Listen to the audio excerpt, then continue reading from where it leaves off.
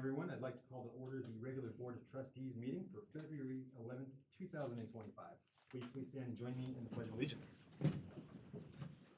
I pledge allegiance to the flag of the United States of America and to the republic for which it stands, one nation, under God, indivisible, with liberty and justice for all.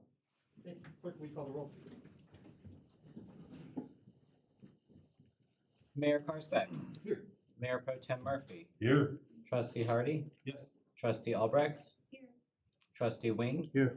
Trustee Kurtz. Present. Trustee Ayers will be absent this evening. Thank you, Clerk. Next on our agenda is citizen participation. This is a chance for folks in the audience tonight to speak to anything that is not on tonight's agenda. Tonight we have Mr. Lynn Larson signed up.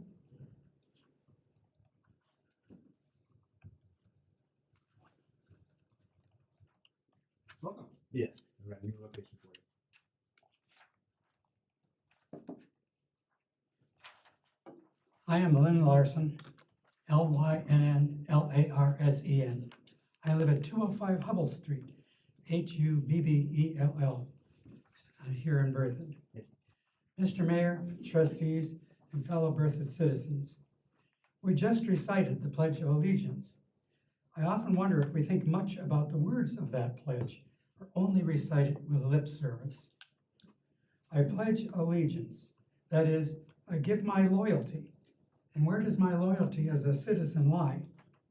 To the flag of the United States of America and to the republic for which it stands. I give my loyalty to the flag and to the republic, not to the Democratic Party, the Republican Party, or any one person, but to the flag and the republic. One nation indivisible. That's how I first learned the pledge in grade school. I have not done my due diligence in researching the reason for this phrase, but I suspect it stems from the aftermath of our Civil War in the 1800s. During the Eisenhower administration, two words were inserted at this point: under God. That is, God with a capital G. Not a God, not Taylor Swift, not Nikola Jokic, but that power that created the universe by whatever name or designation one may give it. Given our constitutional separation of church and state, this phrase has had its controversies, but it remains in our pledge. With liberty and justice. With liberty, that is freedom, is a powerful and meaningful word. Again, I've not done my research, but there's no doubt that this is in reference to our breakaway from the British rule during our Revolutionary War.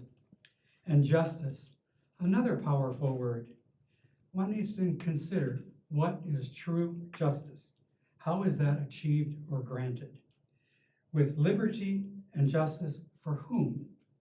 For all.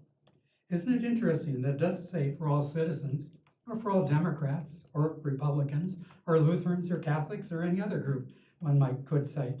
It says for all. Period. End of sentence. End of discussion. My sisters and brothers, my fellow citizens of Berthoud, we need to think deeply about what we are saying when we recite this pledge. We cannot just give it lip service. Thank you for your time, and I yield 26 seconds back to the mayor. All right, thank you. I'm gonna give you 40, but that's great. Appreciate it. I saw Ruth. Did you want to speak under general public comment? No. Okay, great. Waiting for number 5. Okay, thank you. All right. Citizen participation over. We can move on to our regular agenda tonight. We'll start off with consent. Would any trustee like anything removed from consent? Is there a motion to approve? So moved. Is there a second? Second. All right. Trustee Kurtz has moved to approve the consent agenda. Trustee Wing has seconded. Clerk, can we have a roll call vote, please? Trustee Wing. Yes. Trustee Hardy. Yes. Mayor Pro Tem Murphy. Yes. Trustee Albrecht. Yes. Trustee Kurtz. Yes. Mayor Karsbeck. Yes. Excellent. Next will be our committee appointments. We had 2 interview sessions last night, one for our Parks, Open Space, Recreation, and Trails Committee, and the other for our Tree Advisory Committee. We'll start off with Mayor Pro Tem Murphy, since he was in the Tree Advisory Commission. Committee. Yeah, we did interviews last night. We conducted 1 interview of anticipated 3. We had Kathy Mitchell, who was on the tree committee, along with Mayor Karsbeck, Forrester Furnace and myself conducting that interview. And after that, we decided to pause any possible appointments pending further interviews. So hopefully we'll have more back to the board during our next meeting. Thank you, yep. Good. Thank you. That's good. Yeah, One trustee- comment on that. Yeah. We had a couple people who said that they'd be interested in serving on other committees. I wonder if somebody should reach out to them and. Yeah. I think Christian does, clerk does on occasion. And in this one, the other two candidates were very qualified, and so we were just wanted to make sure we could accommodate them. If Okay. something happened electronically, Okay. neither of them could do I it. didn't know if you were just down to one and. No, yeah. We had two others. We just want to make sure they could interview too. Okay.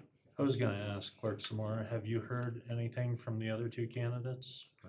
I have heard from one of the two candidates Mhm. to participate in an interview on the evening of the 24th.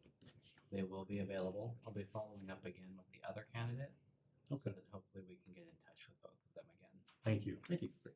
And then trustee Wing and trustee Ayers did the port committee, so I'll turn it over to you, trustee Wing. Yeah, we had three candidates who interviewed, Mike Brennan, Doug Dostal, and Ryan Dufresne. They all did just excellent, very passionate, very knowledgeable, very informed, sort of great discussions. And quite frankly, it was a very difficult decision because we felt we had three people who could absolutely do the job. But we conferred and we chose Mike Brennan.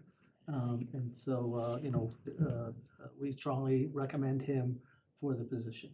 Excellent. Thank you, Brandon. Trustees have any questions regarding this? All right. I'd like to ask what set him apart from the other candidates? We talked about that and it was, they each kind of had their own positive thing. And I don't want to say it was the flip of a coin, but we really debated for quite a while. Mhm. And he did so much pre-work that really impressed us. He knew all about the master plan. He just was informed on like everything that was going on, the stuff we're already doing. And that was sort of the tipping point of just how much work he did to prepare for the interview. Okay. Very good. All right. Thank you. All right. Is there, with no question, is there a motion to appoint Michael Brennan to the port committee for a term to expire September 30th, 2026? So I would make the motion. Okay. Trustee Wing has moved. Is there a second? I'll second. All right. Trustee Kurtz has seconded. And we're going to do a voice vote on this. We're bringing voice votes back since COVID, so welcome back. All those in favor say aye. Aye. Aye. Any opposed? All right. Thank you, Mr. Michael Brennan. Felt like we should add some training. We can move on now to the Wagner Farm Park pool expansion update, and we have our Deputy Town Administrator, Jeremy Olinger, here to present.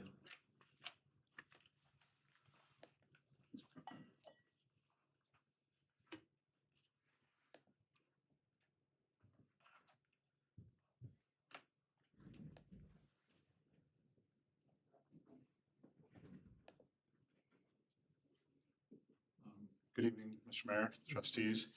Tonight's item is the Wagner Farm Pool Expansion Update. Back in October, if you guys remember, direction was given to us to explore and bring back a design concept to potentially add on to the rec center with an outdoor pool. We brought back a design tonight that most resembles kind of what we heard, a simple kind of town park, use the old town park pool as a starting point. So tonight we're bringing that concept back at kind of a 10% level. We have, during the time we worked with BRS consultants who did the architecture for the rec center and design for that, as well as WTI, who also did the aquatics inside the rec center. So we brought those two firms back to work on this concept tonight to show you. And as well as we put an informal survey out that you'll see. As you'll see, it's like we did with the Arboretum. We've done with some other things in town, just a quick informal, just to get some feedback back, not to make really decisions, but just to see if we're going in the right direction. It's very helpful. You'll see, almost over 750 responses, which is very helpful for us to shape, not necessarily make, concrete decisions, but help us shape So when we come back here, it's in a better spot, that we think we know the community, gives us that feedback, as well as a port meeting as recent as last night. That was on an agenda item for them, and we'll bring you, I'll show you some of their recommendations or requests as well. So just showing you here, just to orientate yourself again, little site plan, the existing site plan of the rec center with the aquatics on the western side. I think you're very familiar with this from the top down, just to show you that a little bit, to orient where we're going. The next one is showing you where the expansion and a little bit of the basic design that you'll see later on the slides, kind of how it's being adjoining and attached to it, and how the flow works a little bit. As we get in design, you'll see that design that we've come up with a little bit, and real minimal detail on this slide. Again, just to orientate you to show you where it's gonna end up. This is the basic design that came back, that we've been working through. Like I said, it's a 10% level. As you'll notice, what the focus I want you to focus on tonight is just the middle part of the pool. That's what we're calling the base design, and you'll see a budget later that doesn't include the south part of the lawn and the cabana piece, nor will include, to make it easy, everything north of the body of water. The lawn seating and the future slides, we had those put in just for scale and context, but everything else inside of that red square box is in our base cost estimate for tonight, just for reference. But those are alternate adds too that you'll see that aren't in the original base bid, that we can add later, or we can discuss at a later date or later time, or tonight, or however you guys want to do it. We can come back to that slide. Another slide just showing you, breaking out that pool design specifically. If we want to reference it tonight in the discussion, we just pull it on a separate slide. What you'll see on the right is one of the best pictures I could get from the town park pool. So if we need to reference that as well, kind of show you, see that, the 6 lap lanes, diving board, not a zero entry in the existing one, but a step down into about 2 feet of water that kind of rose up to 3 as you get to lap lanes. So kind of showing you some similarities there in context of how we started working on the design we'll show you tonight. So the survey went out, and we got, like I told you, 750 plus, about 12 questions. If you read through this, and the survey was in the packet more in depth with some bar graphs and things like that, but 7 age groups, you'll see the percentages of the age groups that responded there, and you can read through that. The biggest ones, if you combine the two, 35 through 54, but also representation of kind of, there's good representation, I think, of a lot of age groups in that, if you break them out within 9 years, some good representation. Anyway, some good feedback. Household, I'll just point out that 59% was couple with children at home. A question if was couple without children, or a couple that had children that aged. But the highest group that responded was almost 60%. So obviously people that, or possibly go to the pool with their children and families and things like that. There's a question of amenities ranking from high to low. And so we gave them kind of 10 or 12, and they could move them up and down, all of them. And whatever rose to the top was kind of what as a group, what they preferred. So the top 3, top one in order, were shade, seating, restrooms, were the highest desired amenities. And I clarify this because there's some, hey, we're competing, we're voting, do we want a diving board or do we want a water slide versus do we want bathrooms? So I want to also point out in that question, the highest desired play features, because none of the play features made the top 3, so maybe they have their own little ranking as well. Then the next highest play features came in. It was slide first, spray features with a fountain and activities and equipment. We had a couple questions after that with the diving board importance. If you remember from October, we were discussing diving boards and if diving boards should be something we put in there or not. You'll see 27% somewhat, not so important, 19% not at all, So kind of across the board, you know, it depends on how you want to read that. You know, it depends on your opinion on diving boards. You could read it, you know, 51% says it's not important at all, or, you know, or not at all, or they don't really care, or don't really mind, as opposed to, you know, 30% that really want it. You could read it that way, or just take them individually. Programming, this was a select all that apply, so you could click as many as you wanted. You'll see those special events was high.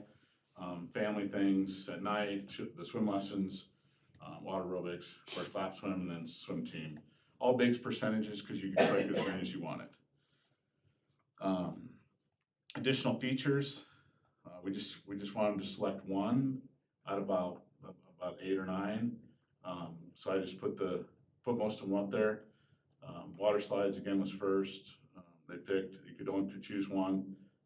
Children's area, they just want a low level water for the toddler splash area. A community gathering space, you'll see the fitness equipment again, and then of course 10% with the diving board. Next question, most important priority for development of an outdoor pool, you could pick 3 of 7. 53% came back at the answer or the choice of creating an efficient space for different purposes. Check a lot of boxes. 49% incorporating shade. So we, as staff, we realized shade was important. It kept rising to the top. 39% accessibility ramps, 0 entry points and basically for everyone to use.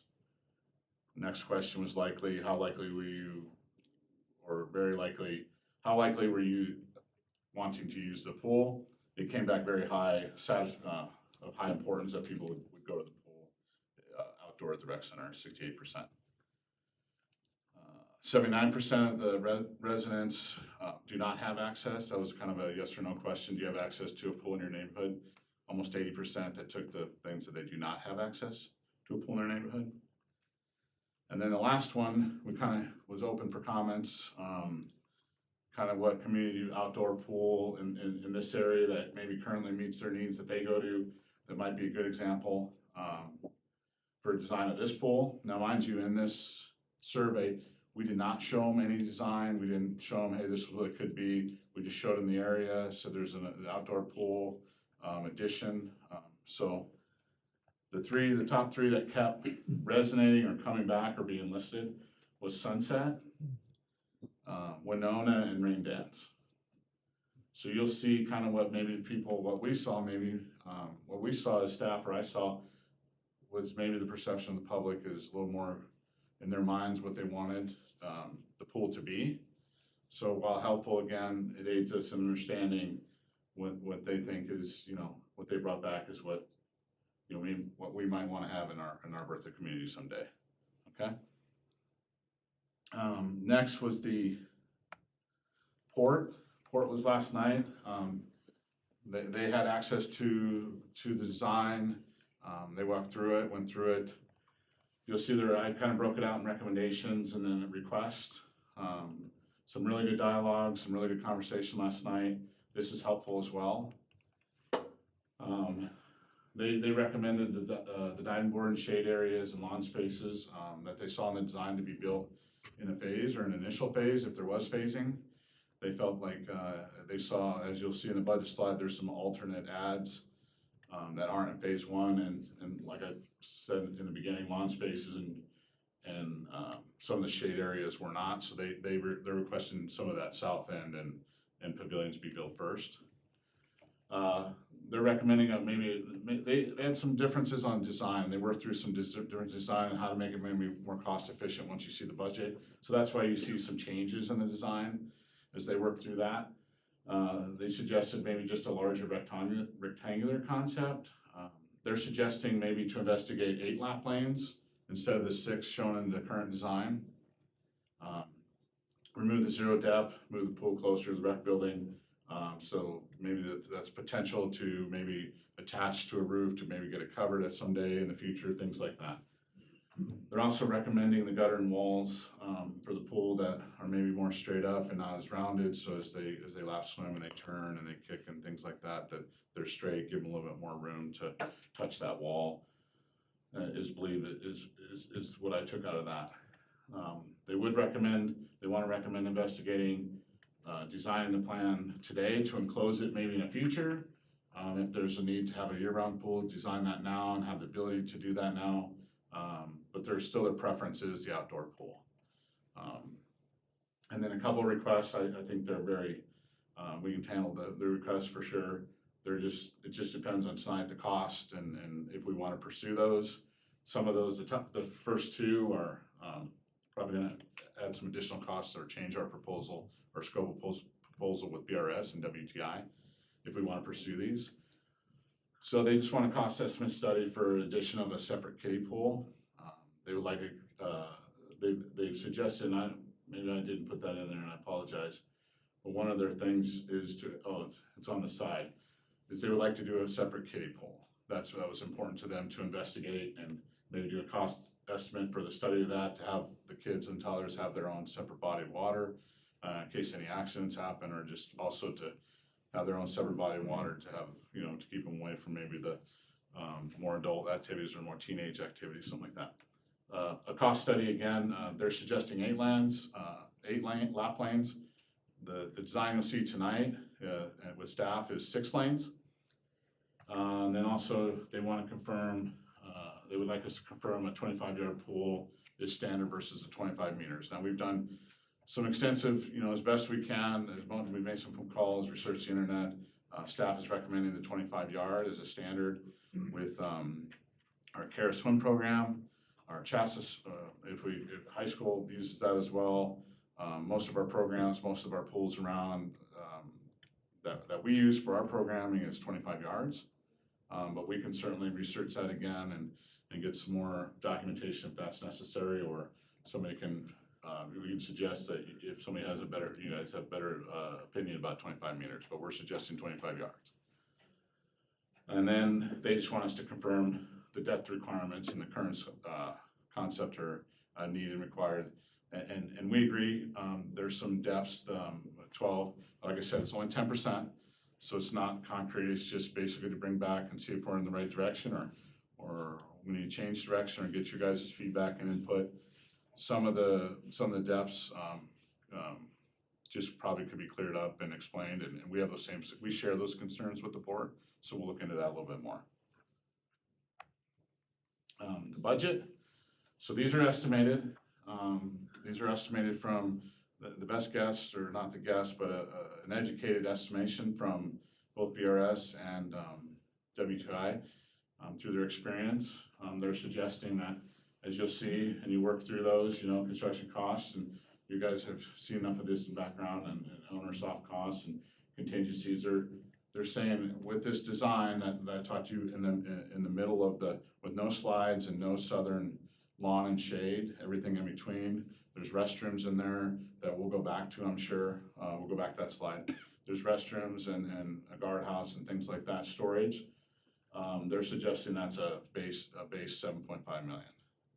And that's an estimation that can change with some VE, that can change, there's inflation you'll see, but mainly trying to, depending on how long this takes to get there, that we just cover all bases. We don't have to come back or obviously we will shoot for less than that, but just so we don't come back and say, okay, we gave you 6.5 million and now it's 8.2 because we didn't plan for the contingencies and some of the inflation and things. So that's just showing that. We are working on, through this is some additional alternatives, some alt ads, and these are things that maybe people requested, and so as we worked on the design, we just thought we'd bring them through. They're not on here yet, unless they say shown on the plan. But just again, some estimated cost out the door. If you're thinking about things and you say, how much does this cost or that cost, or have you thought about covers, or we thought about some other stuff, and I don't know if we'll get into it tonight or not, but that's what that's for, is just to kind of show that and the alternatives. So that's kind of a quick and fast way to get through this. What I think what staff is looking for tonight is, you'll see, and I'll go back real quick, and kind of put this together at a basic level. I don't want to, seeing that they didn't have enough time to prepare what they really want to talk through, and maybe some of them are here tonight to do that. but you'll see like a square, you know, the more rectangular, 6 or 8 lap lanes, pool closer to the building. You'll see that as an example. You also see some of the public perception without being provided design. You'll see the differences is what I'm suggesting. You'll see the differences of what maybe people maybe want or need. And the 3 that they pick that they feel is sufficient for our community, that they would like to, they go there often and that's where they go, and if that could be brought back, as well as our current design, working with the consultant and stuff based on, you know, just staff knowing Town Park and working through some of that survey stuff. So my point is you'll see 3 kind of different perspectives. So I guess what we're asking tonight is kind of not a determination or a vote to do it, I guess, or not. It's just to what help us with the plan, help us the progression forward, or what's the next steps could be or should be, as we see, because, you know, we could start moving pieces around. I don't know if that's good for tonight, or maybe get some feedback from y'all, but maybe it's the bigger point of, or the bigger discussion of what should we do, the next steps, or the next plan to, as we see kind of different opinions on a couple designs. Because as you can see through the slides, we don't really have it nailed down to, there's not really a forge of agreement of what it should be. Am I making sense? No, makes sense. I'll just stop. 'Cause I think that's the point. I'm getting nervous. No, Sorry. Mayor Kirschbeck too, if I could just add briefly, to kind of piggyback on what Jeremy was saying, I think what we are hoping to hear at the staff level is just some kind of general direction, maybe some answers to the question, and you could maybe think about this as a group as you get into discussion, but why are we building this facility? What gaps are we trying to fill? What user groups are we trying to address? Where should the priorities be? What we hope we don't do, from our perspective, is build a pool that is everything to no one, if that makes sense. You know, it's that whole like if you have 100 priorities, then you really just have none, right? And so we don't want to create a pool that tries to meet everyone's needs, but that really doesn't meet anyone's. And so we've taken what we think is the feedback we've heard so far. You know, I think a lot of this started with the idea that, hey, we removed the old Town Park pool from Town Park because it was sinking. We all know there were some significant issues with that, 40-year-old facility. And when we started this process, it was, hey, we lost our outdoor pool at Town Park. We need to replace it with a similar amenity. But there's a lot of conversation about, well, let's cover it. Well, we have, if it's covered, then it's no longer an outdoor pool, even with a retractable roof. And there's plenty of good examples out there of retractable roofs on public pools, but they're indoor pools with a kind of like a retractable skylight. It's not like you can fully uncover the pool. Unless you do a bubble. I don't know if a bubble's the right thing for us. We've talked about that in the past. Are we trying to build a competition pool that's suitable for competition 3 or 12 months out of the year? Or are we building an exercise pool? Because I think those two things are very different.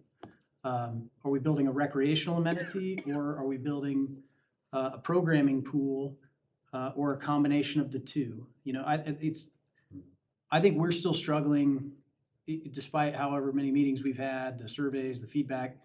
I think we're still legitimately struggling to understand what is the priority. Sure. And what gaps are we trying to fill? What needs are we trying to meet that aren't being met by our current indoor aquatics facility? So that would be really helpful feedback to hear from you. Just the recap, What- why are we building this, and what's the real point? What problems are we trying to solve? Yeah. That was a great presentation, Jeremy. Thank you. Trustees, I think there might be someone from, okay. Would you like to hear from public first, or you want to ask questions at the end? Let's go public. If anyone's in the audience wishes to speak to this, could you raise your hand and I'll call upon you? All right, we'll start with Ruth first. And once you come to the front, please state your name and address. Thank you. That's the new podium, yes, thank you. I'm Ruth Fletcher Carter. I live at 1028 North 4th Street in Berthoud. I grew up here, so I enjoyed the outdoor pool that was cement, but we definitely used it every day in the summer. The only thought I have is when you talk about meeting the needs of everyone or well some. I used to drive my husband, who had no balance, to Fort Collins to use a pool because one of their lanes had parallel bars under it, and he could exercise and keep leg strength by holding on to the parallel bars. Otherwise, he could not stay upright. So I noticed there's also a mention about a zero entry. I'm not sure what that means to you, but what it meant to me is that people might be able to roll in a wheelchair for someone to get out. Just keep those in thought. I just read that 26% of the population self-identifies with a disability. And I think that keeping that in mind now is easier than adjusting it later, even if only one lane is dedicated that way. Thank you. Thank you very much. And, sir, thank you.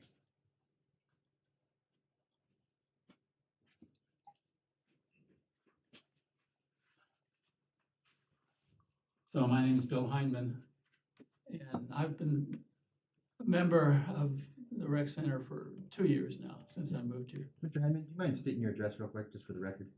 1191 Blue Agave Court. Thank you very much. Anyway, I've been a member and I'm a lap swimmer, so I want to talk about the pool, and that's my focus. I've been a lap swimmer since I swam for Colorado State back in the 50s, and I've swum masters for about 20 years. So I've got a lot of experience with pools. My understanding was you were trying, and the drawing seems to show that you're trying to do a competition pool, which I think Berthoud deserves and needs, frankly, for both middle school and high school. So if you're going to do that, my main point is it's got to be year-round. There's just makes no sense to build a pool for the summer. When I train all year long. When a competition swimmer trains, they train all year long. And I think the simplest way to do that, and I attended the port committee, so I think we settled on 25 yards. That's the proper length. 8 lanes is better than 6 because you get a warm up and a cool down lane, and you swim competitions in 6. I think that's very important. But the most important thing is it's got to be year round. And my feeling is that the best way to do that is to put in a simple pavilion. You can build a pavilion. It doesn't cost that much. You're not building a building. You're building a pavilion. You're building a building or a structure that has open walls that open during the summertime. So during the summer, it's a summer pavilion over a pool. And in the winter, it's a pool that we who find 3 lanes very inadequate will have a place to swim all year long. And I would guess, I don't know the high school schedules, but I'm sure anybody that trains for high school swim team trains all year long. When the meets are, I'm not familiar, but I assume there's some of them in the winter, some in the summer. So that is I can't really comment on the rest of it. It's all about the pool. So that's what I have to say. Thank you very much. Thank you. I assume you're Jeff Hyden's father, 3rd generation in the room tonight. That's Yeah. awesome. Thank you for coming out. Is there anyone else? All right, thank you. All right, trustees, do we have first any questions for staff regarding this? Is the 6-lane section, is that all the same depth? Or does it get deeper at is it all the same depth, or is it deeper when for the possible diving board? So there should be some depth, so where the diving board's at and the 6 lanes is if you look on the right where the diving board's at, it goes from 12 feet. And then if you go left, it'll gradually, actually I should probably start the other way, left.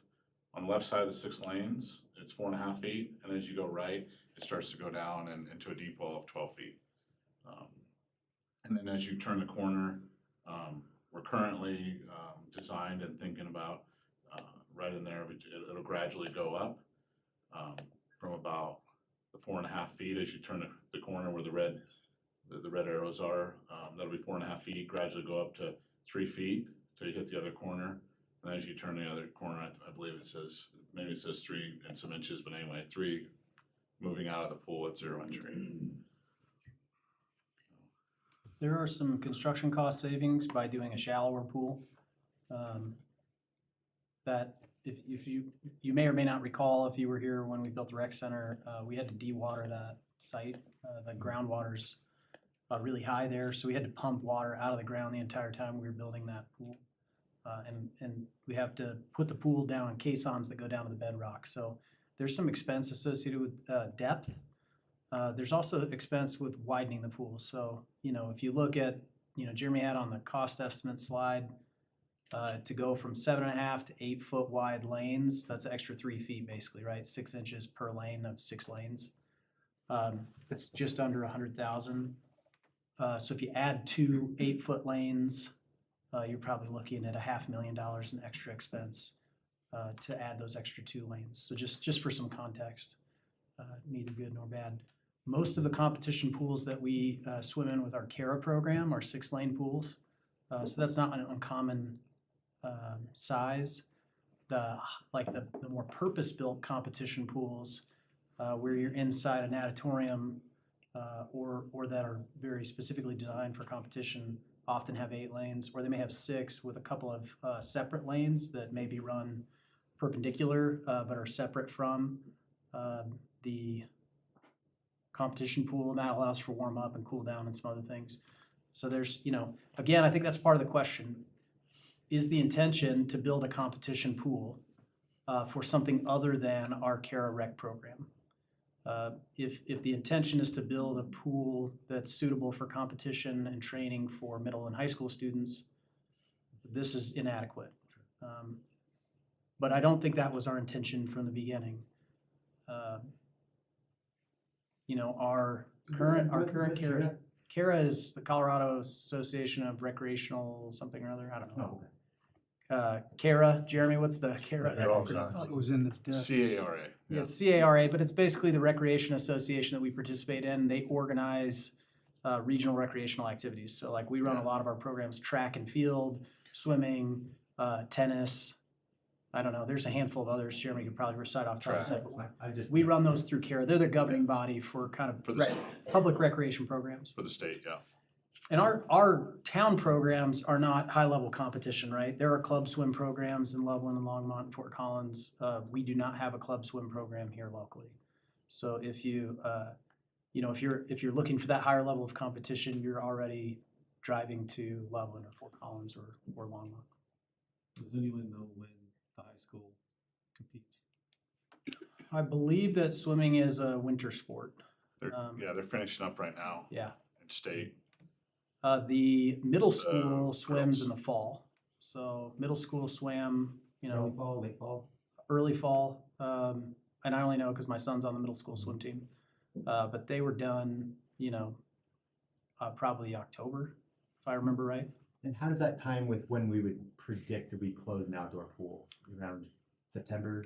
I would Yeah, do for- September. It's Yeah. Labor Day is typically our last day of What's operation. that, the for an last outdoor week, pool. September? Yeah. First week, Memorial Day. first week of Yeah. September, yeah. For this, since it's because if we were to use the location, connect to the rec center, because it's all one staff, all one pump systems, things like that, and we'd monitor it a little more closely because we're right there, so that we could open it the middle of May potentially, and then go through probably middle of September as you guys suggested. So yeah, a little bit longer than we did the town park. Town park was end of May, Memorial Day weekend. And then we closed the first week of August, mainly because of staff and college kids. We hired a lot of college kids, a lot of high school kids. They gotta get back, they gotta prepare. So we wouldn't be able to do that, but I think talking to our staff, they could roll some people over from the inside pool, the rec center pool, and be able to establish something, hopefully to the middle of September. Being that we have a full year aquatics facility and we have lifeguards 12 months out of the year now, it is easier to operate that pool a little bit longer if the weather's appropriate for it. Okay. Would you go to the slide, with Which one? I'm the sorry. one that you're recommending, or that the port commit, the one that's blue? That one? Yeah, I blew mine up, that's what, so it could be me, and I don't exactly know how a pool works, but I count 5 lanes, and I thought the wording said 6.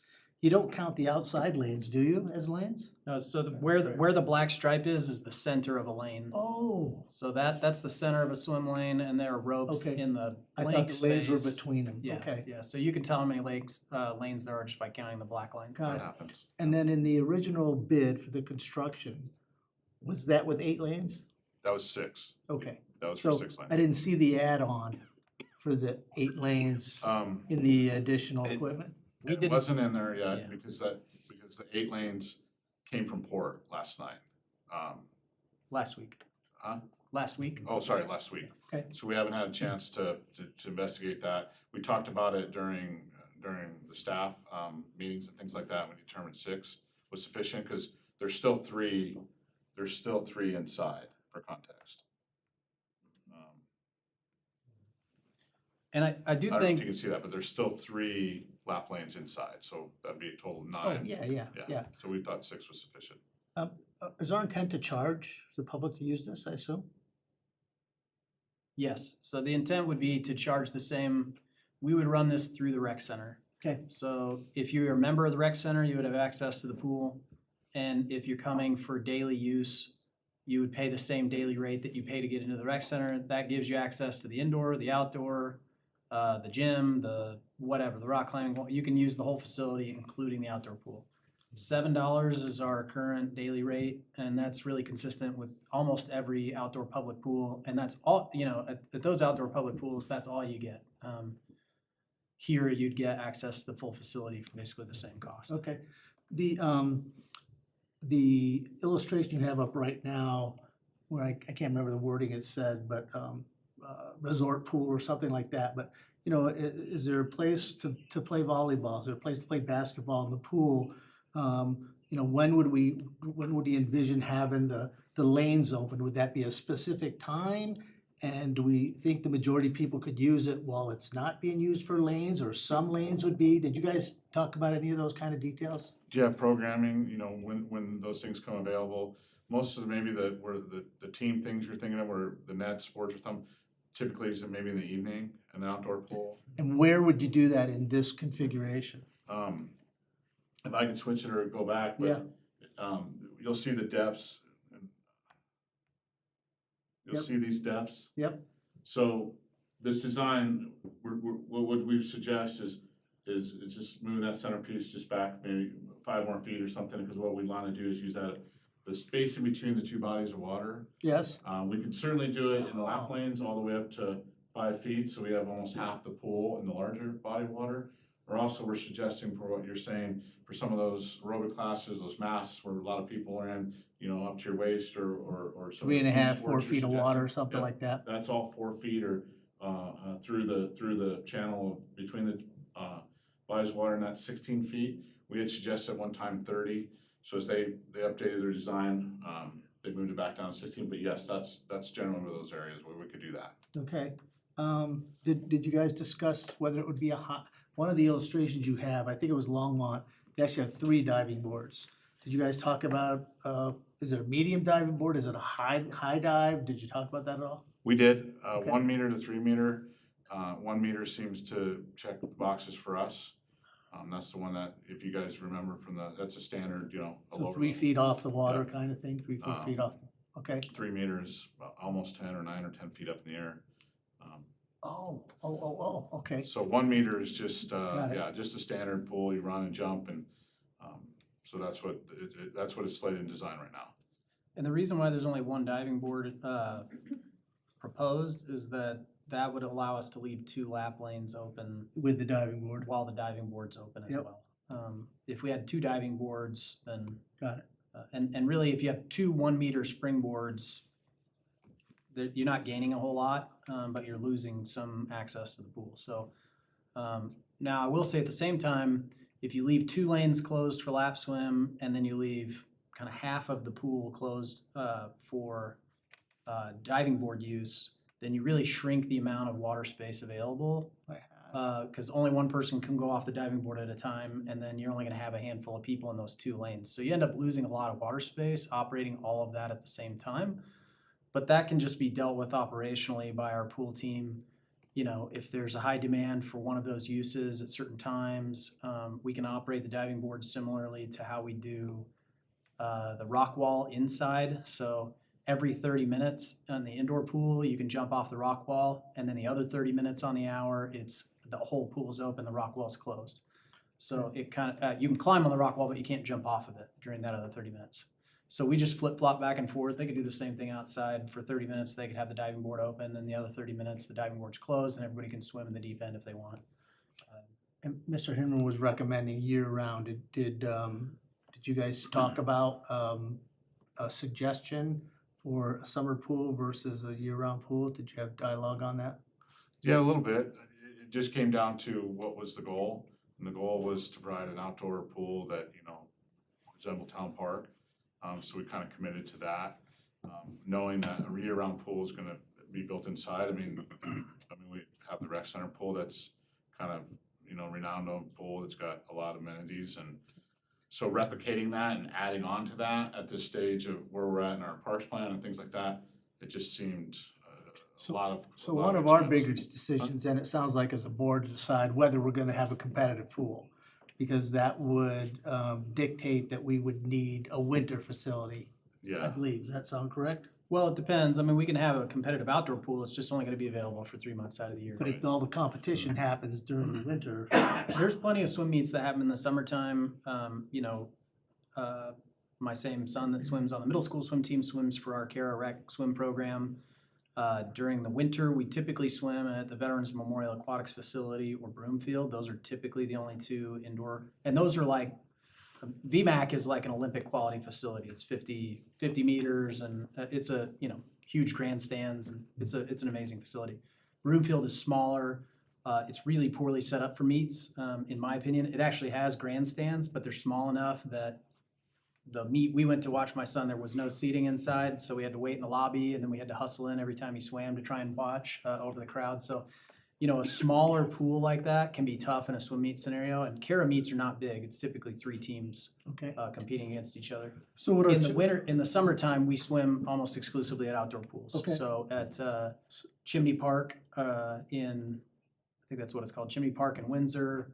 There's another pool in Thornton that we swam at that's outdoors. It's actually just like a neighborhood pool.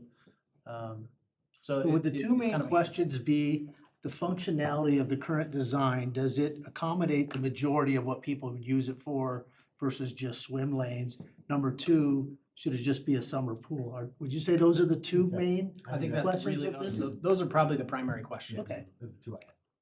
The cost to cover the pool, just as some background information, when we were designing the rec center, those that were on the board at the time will recall this, we met with the school district a couple of times about the possibility of partnering together to construct an indoor competition pool separate and apart from the indoor aquatics facility that we have now. It would have been a separate structure. It requires some different air handling, different temperatures, and all kinds of stuff, so it made sense for it to be a separate building, actually on the same spot we're talking about today. We asked the district at the time, based on the cost estimates, we felt like to expand from what we had to what we wanted to build, we only needed about $4 million from them to make that work. Basically, it was to cover the pool. So I don't know, we haven't asked our design team to give us a cost for covering the pool. That was more of like a natatorium style cover, fully enclosed, you know, competition quality. And so if we were doing, you know, there's a lot of kind of retractable, I'd call it like a greenhouse. We have some pictures maybe if, I don't know if Christian has the ability to Yeah, put some of those. I'm interested. I've only seen the one from CML, the Brecken original tiny one, but Mr. Hyman's point about a removable one, do we have examples? I've seen that one, but like removable hard windows and hard roof type things. So we'll just click through a few. This is a bubble, right? We toured a bubble down in Longmont during the rec center construction. It's really loud inside. and the air quality was really poor, in my opinion. It's hard to move all those chloramines out of the structure. It smelled like chlorine in there really bad. And I don't know, maybe the technology's better, but that one, the group that included some trustees that went and toured that all kind of felt like this was not great. It just didn't have a great feel. But that could be a possibility. These are just examples. They're not the same pool. There's a handful, these are not uncommon. Yeah. But again, the one we toured, I personally didn't enjoy. And nor did the others in our group, so. These are inflatable. These are just inflatable bubbles. They're not real easy to take down and set up, but it's a day or two at most. This is more of a retractable roof structure, so I call it the greenhouse, because that's kind of what it looks like to me. You don't see a lot of these. I'm not aware of any in Colorado, but that's not to say they don't exist. It's just, we searched and kind of asked around and didn't find a good example of one. So these are just from around the country, just pictures that we pulled. They're all a little bit different. They don't feel like outdoor pools, in my opinion. If you kind of click through, they feel like pools that have a roof open. So that's a little different. It's not a bad thing. It's just not quite the same.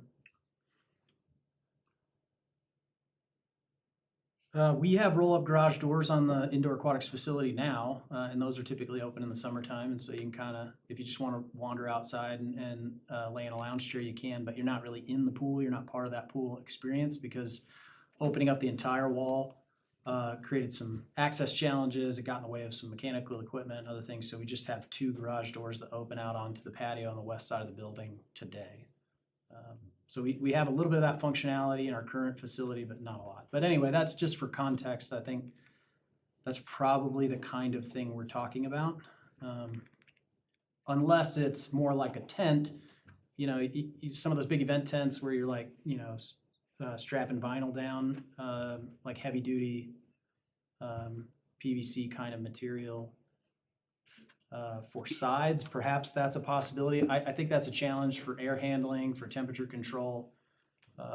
As you can imagine, like the indoor aquatics facility we have now has very sophisticated, very expensive air handling units, temperature controls. In fact, the pool design team didn't want us to put in roll-up garage doors because they said, look, as soon as you open those garage doors, you're going to screw up the whole balance that we've created. Spent a lot of time, money designing these mechanical systems. And so there's really this kind of narrow window of temperature and humidity outside that makes it okay to open those doors inside without getting a whole bunch of condensation and other stuff. We've just decided to operate it anyway. So a lot of times in the summer, those doors are open unless it's just miserably hot outside or something, because it gets hotter in the pool. I mean, it's a closed roof, right? So it gets a little hotter when it's real hot outside. But if it's an 85 or 88 degree day, a lot of time our staff just leaves those doors open. Thank you. Yeah. Just my initial thoughts. If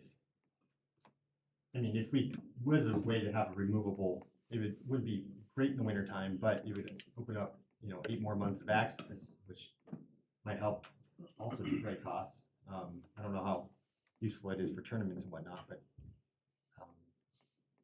in the summertime, yeah, I agree. You'd probably, the whole idea of this is to have an open air fuel, get a can, be out in the sun. That was kind of how it started, I think. And then there was, I think the concern is we're trying to balance lap swimming and competitive swimming needs with outdoor pool recreational needs. Yeah. And I think that's where we're struggling. I don't think that balance is easy to strike.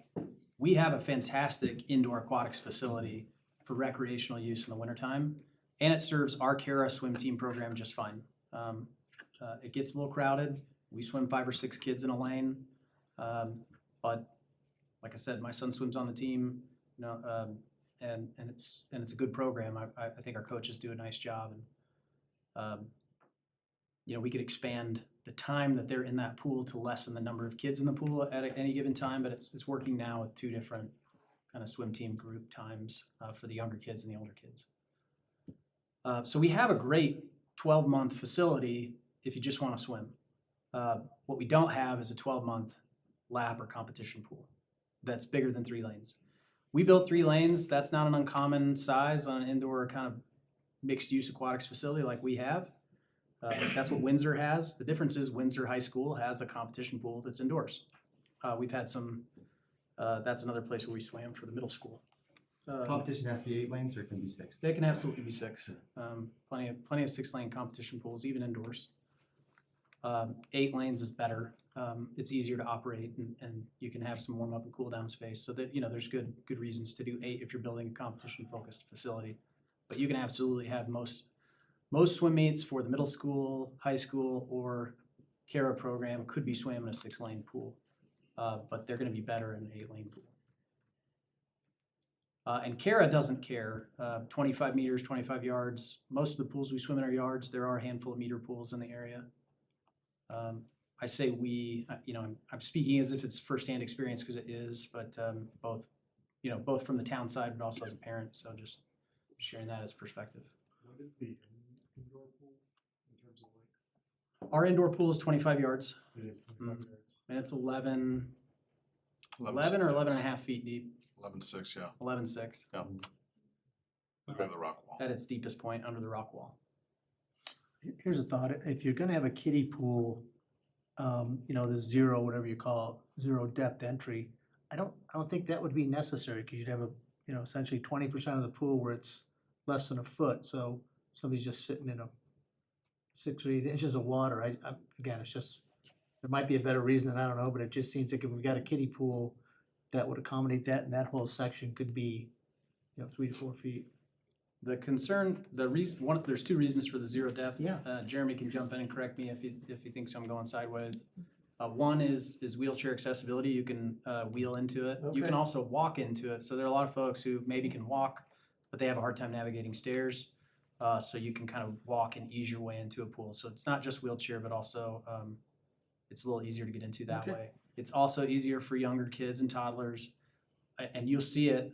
One of the challenges that we have at our indoor pool is the stairs are right in front of the glass doors. So when you go in from locker rooms out into the pool, the stairs are right there.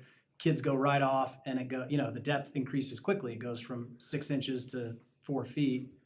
That's where a lot of our saves occur, where lifeguards have to jump in because a parent hasn't gotten into the Got it. pool yet, and that kid runs through those glass doors and right in. So you have less of that problem with the 0 entry. And then the other is it does get used pretty heavily for just kind of recreational. People like to sit in it because they can sit and talk. It's only maybe 6 inches or a foot deep. Kids will throw footballs in there. They'll just it can be a pretty functional space. Okay.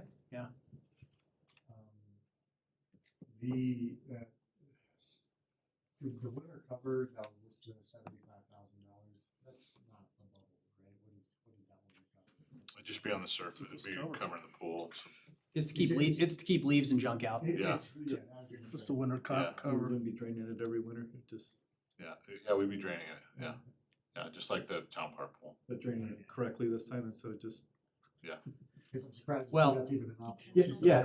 If you ever saw us cleaning it, the old town park pool, because it didn't have a cover, the crews had to get in there and like muck out leaves and dirt, and it was quite a process to get that cleaned every spring.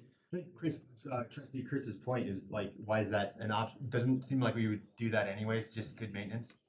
For us, we would certainly, Want to. yeah, I think our crews would absolutely prefer to have a cover on there. Those covers, like you can drive a tank on them. I mean, they're really safe too, so that way in the wintertime, you don't have to worry about stuff falling in there or people or anything else. Seems like reduced staff time and reduced liability of doing that, right? What is the ET bubble thing cost? We haven't costed out the bubble. If I remember back from, and so don't quote me on this because I'm remembering from 5 or 6 years ago when we looked at it with the rec center. I think it was about $500,000 maybe. A lot of it depends on size, of course. Yeah, about right. The one I was thinking of, that Marine show was like $1 million, but that was a big one. So $500,000 would be. So here's one of the primary problems with the bubble from my perspective that we haven't talked about. This pool will require additional bathrooms. So all the restroom facilities, the showers and everything that are inside the current rec center building, excuse me, are designed, they're sized for the facility we have, not for this facility. So adding an aquatics facility requires adding additional bathroom and shower space under the pool code. So that's why you have a little small building. That would also give us an exterior control point, so people could come and go from the rec center through that control point. During the summer, that you wouldn't have to go through the lobby to get to this pool. You could just go straight to this pool, and we feel like that's just nicer from a customer standpoint. And it would give us a little storage space and guard room and stuff like that. So, but we do need extra bathrooms. We need an extra guard room.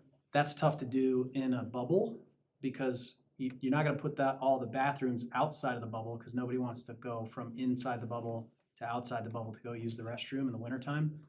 And then it's tough to put the building inside the bubble. So, so that creates some challenges from a bubble standpoint too. Bubbles can be built, I've seen them like for sports fields, they can be built onto physical structures that might have a bathroom and other stuff. I just don't know how that would work here. We haven't studied it yet. So if that was something the board really wanted us to dive into, there would be some expense in trying to figure out how to make that work. But, you know, we just haven't done that yet. Yeah, well, I guess where my mind is going, I don't know the real my comment is there a way to preserve the option of having an option for a year-round pool? So, I mean, I get why we've learned it where we have it. It's definitely a small feat to, you know, try to check all the boxes, you know? But if we were to design, and I think if you went back to the report recommendation, like if the kiddie pool were separated from the competition area or the lap area, and you know, so we essentially from day one after this was done, we would have a 5 to 9, we'd have approximately a 4-month addition of lap lanes, right, and then addition to the 3 that we have that are year round. But if it was designed in such a way that a temporary seasonal structure could go on, say after 2 or 3 years because the demand is there, and you know,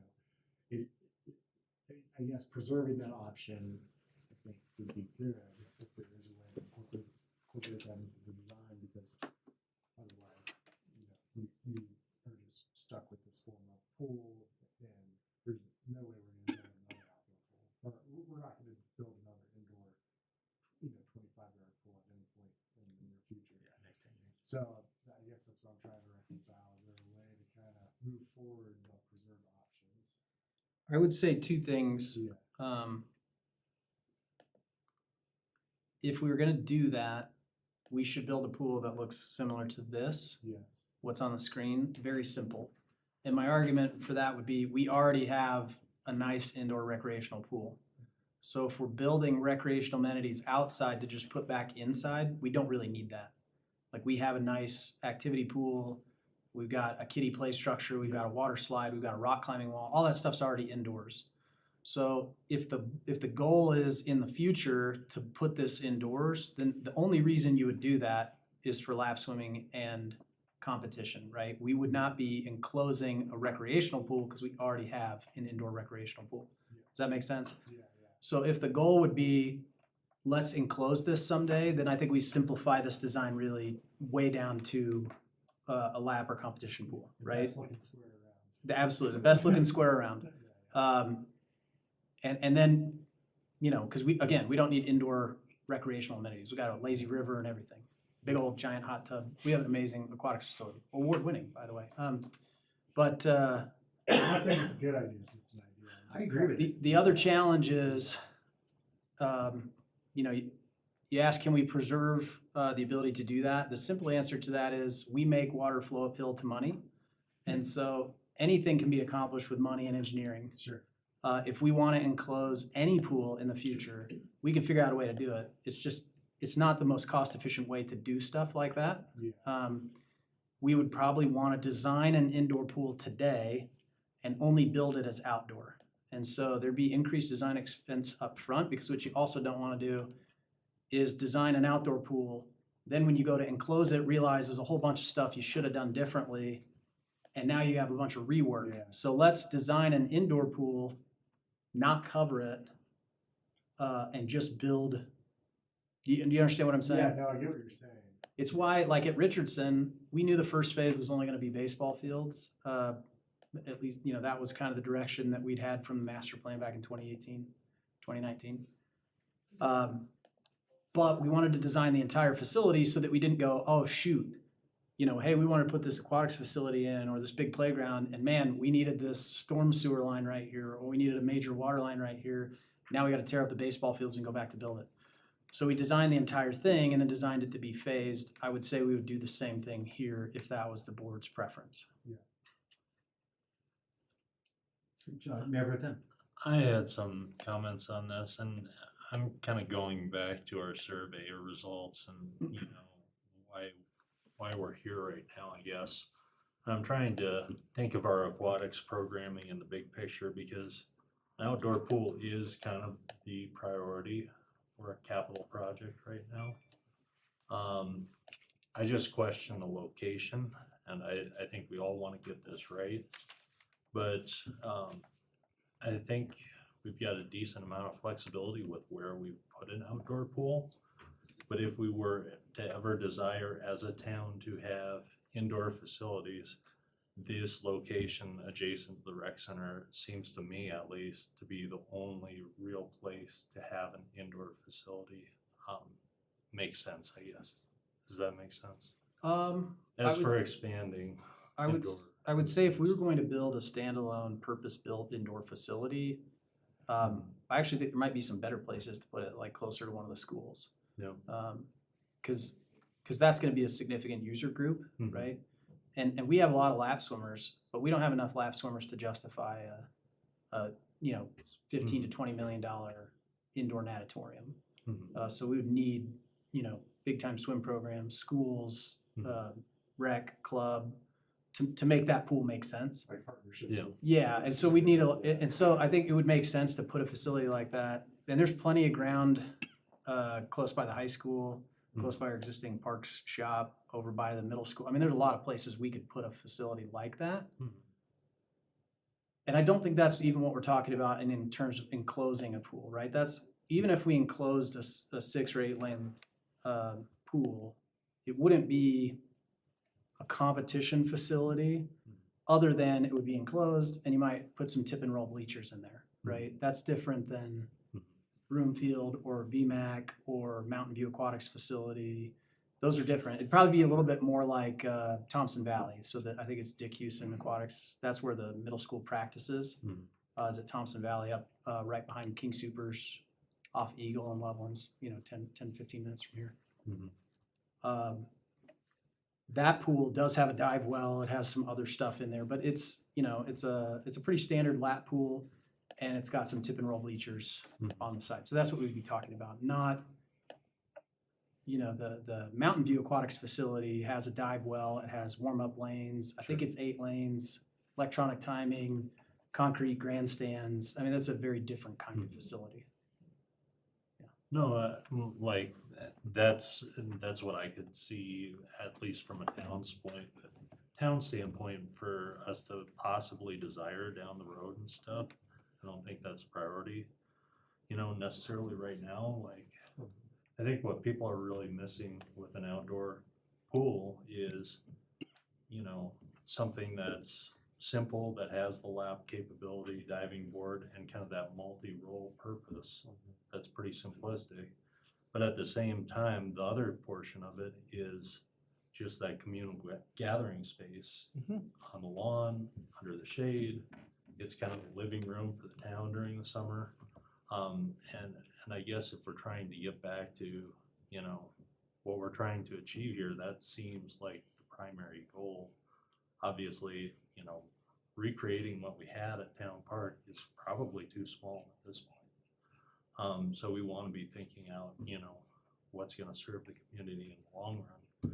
I guess I question the location here, just for the expandability of the rec center. And that would be one question I'd want to find out is, in addition to this pool design, which I think is getting there, and I'd definitely kick it back to Port for further nuance on that.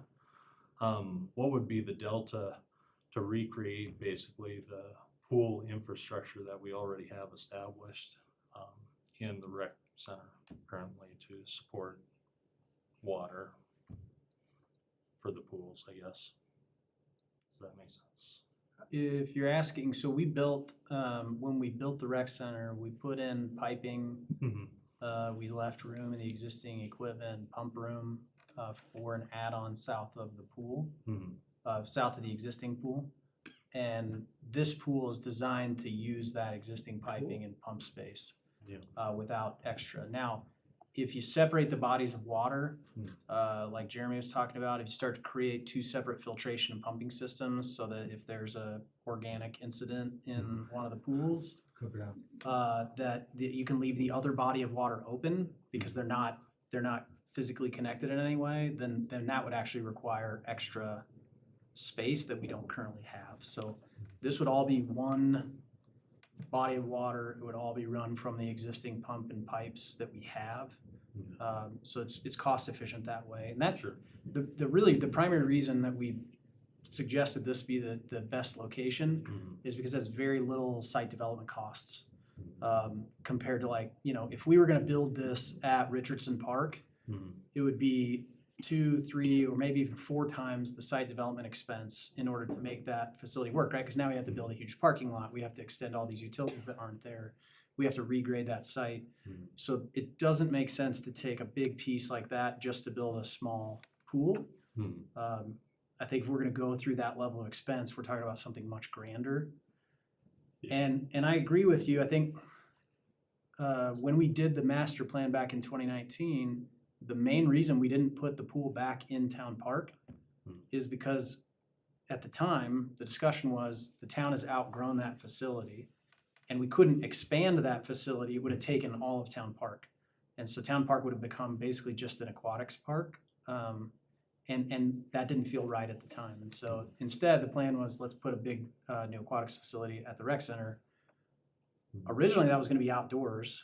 And then we, during the course of design, funding, we realized, hey, we could build a fully indoor aquatics facility, which seemed like a much better idea at the time. But then folks were upset that we didn't have an outdoor pool. And so, you know, again, we're just trying to balance all these needs. And I don't know that there's not a clear answer, but just hopefully that provides some context. Well, easy answer, easy discussion. Trustee Albrecht? Just one more thing. Yeah, go ahead.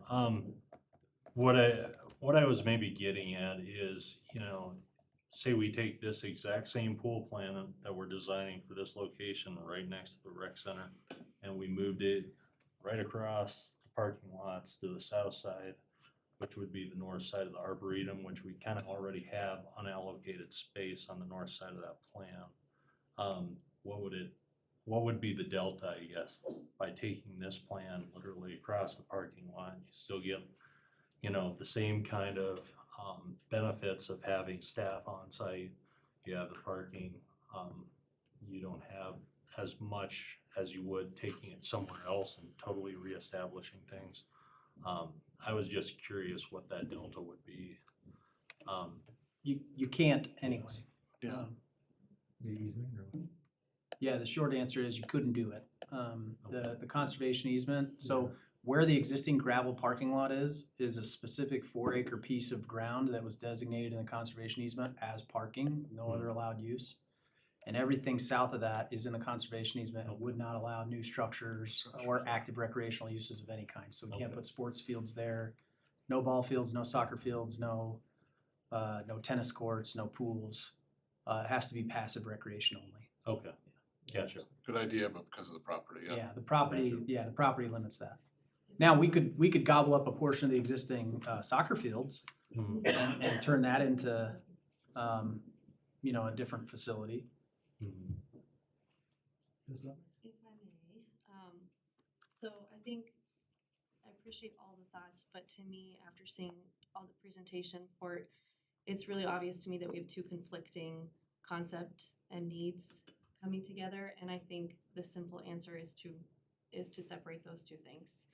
And there's multiple reasons why I believe that the rec center is the best place for the summer outdoor pool, and one is time, is it can be done in a short amount of time. And the people of this town have been waiting for their replacement of their town pool for years now. And it's been an outcry from a large majority of our public. And so it's a cost-effective, time-effective solution. Also, as we were talking about the different types of buildings that could go over it, I'm realizing that we'd be obscuring one of the sweetest farmhouse structures that we've created in Berthoud that has maintained that charm that we have. And so I would really not like to put anything there that takes away from that gorgeous farmhouse that our rec center is. And so if we could, the gentleman in the audience who mentioned building a structure, I actually like that idea of building a separate structure just for athletic type swim amenities. And to me, that makes sense to have athletic swim where we'd have athletic baseball. And I also think that the school district should be on the hook for helping us fund a competition lane pool because we're the only schools in the school district that does not have one. So I still think they should be on the hook for helping us fund that. So I would like to see us separate those two things. I think I actually really like the design that town put forward. I think the zero entry has a lot of benefits. The lanes are still wonderful to have because we don't really have that kind of lane usage in our current swimming area in the pool indoor. I appreciated the port's idea of the kiddie pool because if you have children that are small, it's really hard to control them in a big setting like that with other people. And so if there's possibility to get that cost estimate on the additional equipment it's gonna take, I would like to see that because I think if you have families coming to this in summer, you're gonna wanna make sure that that all ages can use this space. And one of the needs I see, the gaps I see with our indoor pool currently, and it is amazing and my children love it, but it's not, I don't see a lot of adults going there to use it for their own leisure, and that's just me. I could be terribly wrong, but I don't go hang out at the indoor pool because it seems more kid-oriented. And so to have an outdoor pool where there's more amenities for adults or elderly and kind of that age gap, I think needs to be bridged a little bit more. So I think the design that was presented actually does that really well. And I think one of the things about a short-term pool, when you only have a few months, you don't want a lot of other competing things happening in that pool. Like a lot of swim team stuff or a lot of other programs. You know, like even with our indoor pool, it can be hard sometimes to go to open swim if there's a lot of programs going on and you have to say, no, we can't go because there's other things happening. So with the outdoor pool, you kind of want it to be more open and more just simplified in programming. And I think, you know, the basic amenities that any outdoor pool has, I think people are gonna expect, like the diving board, a water slide, and I think the water slide should dump into the pool, not be a separate entity personally, but I'd like to know, you know, what we could do to maybe put the swim team lanes in the Richardson plans for the future, and then see what we could do to make this, I still wanna see this happen sooner rather than later. I think if we think about the number of people we're gonna impact with an outdoor summer pool versus swim team pool, this will impact more people per capita than the swim lanes. So I still want swim lanes, but I want the school district to help and I want it to be in the right place, which I think would be with recreation or with athletics. To me, that's the way to clean everything up because I think we try to do too much and I think we could simplify it. So you're saying separate out the more professional lap playing from the kind of more formal outdoor kiddie or just separate the professional lap playing out from what this is. Yep, well, when we talk about competition lanes for the schools, I think that should be a different A whole building. different pool. A different pool, Yeah. a different location. It's important, but I think trying to push that into when it's not guaranteed they're going to be using it because it's going to be outdoor. I think we're competing, we have conflicting interests with that. So I say we need to remove the two so that we could, if we try to do both, we're gonna do both terribly, I think. But if we do like one intentioned thing, it's gonna do well. And if we wait for the second intention thing, we could do that right. I don't wanna do two things together and do neither of them the way they should be done, if that makes any sense. Just, I don't want to speak on behalf of the district, so it's always a good idea to ask again. But we've been talking to them about building a dedicated indoor competition facility here in Berthoud since 2019. And the answer is consistently no, and no, we will not even consider it. And so if the goal is to build a pool for the school, I'm not even sure it's necessary in that I've heard rumors, and again, I don't want to speak on behalf of the district, so take these for what they're worth, that the district is considering combining all of the high schools into one swim team in the district. They already have 3 indoor competition pools, and so, which is also unusual. A lot of school districts don't have any, and some maybe have 1. So the fact they have multiple is already kind of unique. And so for them to build another one is highly unlikely. So just so that we're all on the same page about that, if our hope is that we'll get the district to partner together with us to build an indoor competition facility, the likelihood of that happening is almost 0 in the short term. Maybe that's a long-term goal, but their bond failed in November, as you're all aware. They have some serious school expansion and school renovation needs that they already can't fund, and so pool is very low on their priority list, if it even exists on their priority list at all. Well, and I appreciate that So I just, feedback. yeah. I do think if, I would still be in favor of moving forward with a separate competition lane building, whether or not the school district is helping us. I think that should be done right if we're gonna do it, and it should be in the right place. It would be great if they did help us, but even if they didn't, I think that it should be done separately and done the right way, the way you'd want to go to a competition for swim in that kind of building, not something that is recreation use that you cram a bunch of people into. It's gonna be crowded, it's not the right space for it, and it's gonna obscure that beautiful building. Is that a different conversation than this, do you think? I really do think it is. And I was hopeful we could kind of maybe combine the two, but I see it's clear to me that we're gonna do it poorly if we try to cram them together. We can still do competitions on this, we just can't do school district ones because they're in the winter, right? Absolutely. Yeah. We can run our own swim team programs outdoors in the summer. It'll give us more space for summer swim, which is actually a more popular time anyway. Because, kids have other competing interests during the school year, as you can imagine, and so. I think Trustee Ulrich makes a very good point in that we don't want something like that, and I don't know what the time commitment is, to dominate something that the general public could be used. So now, every weekend, we have these events there, and then the general public can't use that space. Right? Is that kind of along the lines? And there's not really that level of demand for, Oh, no, for yeah. swim meets anyways. Even if we built an indoor facility, unless it was like an Olympic quality facility, 50 meter with bulkheads and grandstands and stuff. I mean, I think, we're talking about a handful of swim meets a year likely in our programming. Because there's plenty of 25-yard or 25-meter indoor facilities in the region. What there's not a lot of are the big kind of Olympic quality facilities, and I think that's where a lot of the meets end up for the higher level competitive meets. But, for like Kara swim meets, we might have a couple a year, if that. And so we'd probably host one in the summertime. I'd be surprised if we even hosted more than one swim meet in the summertime at an outdoor pool.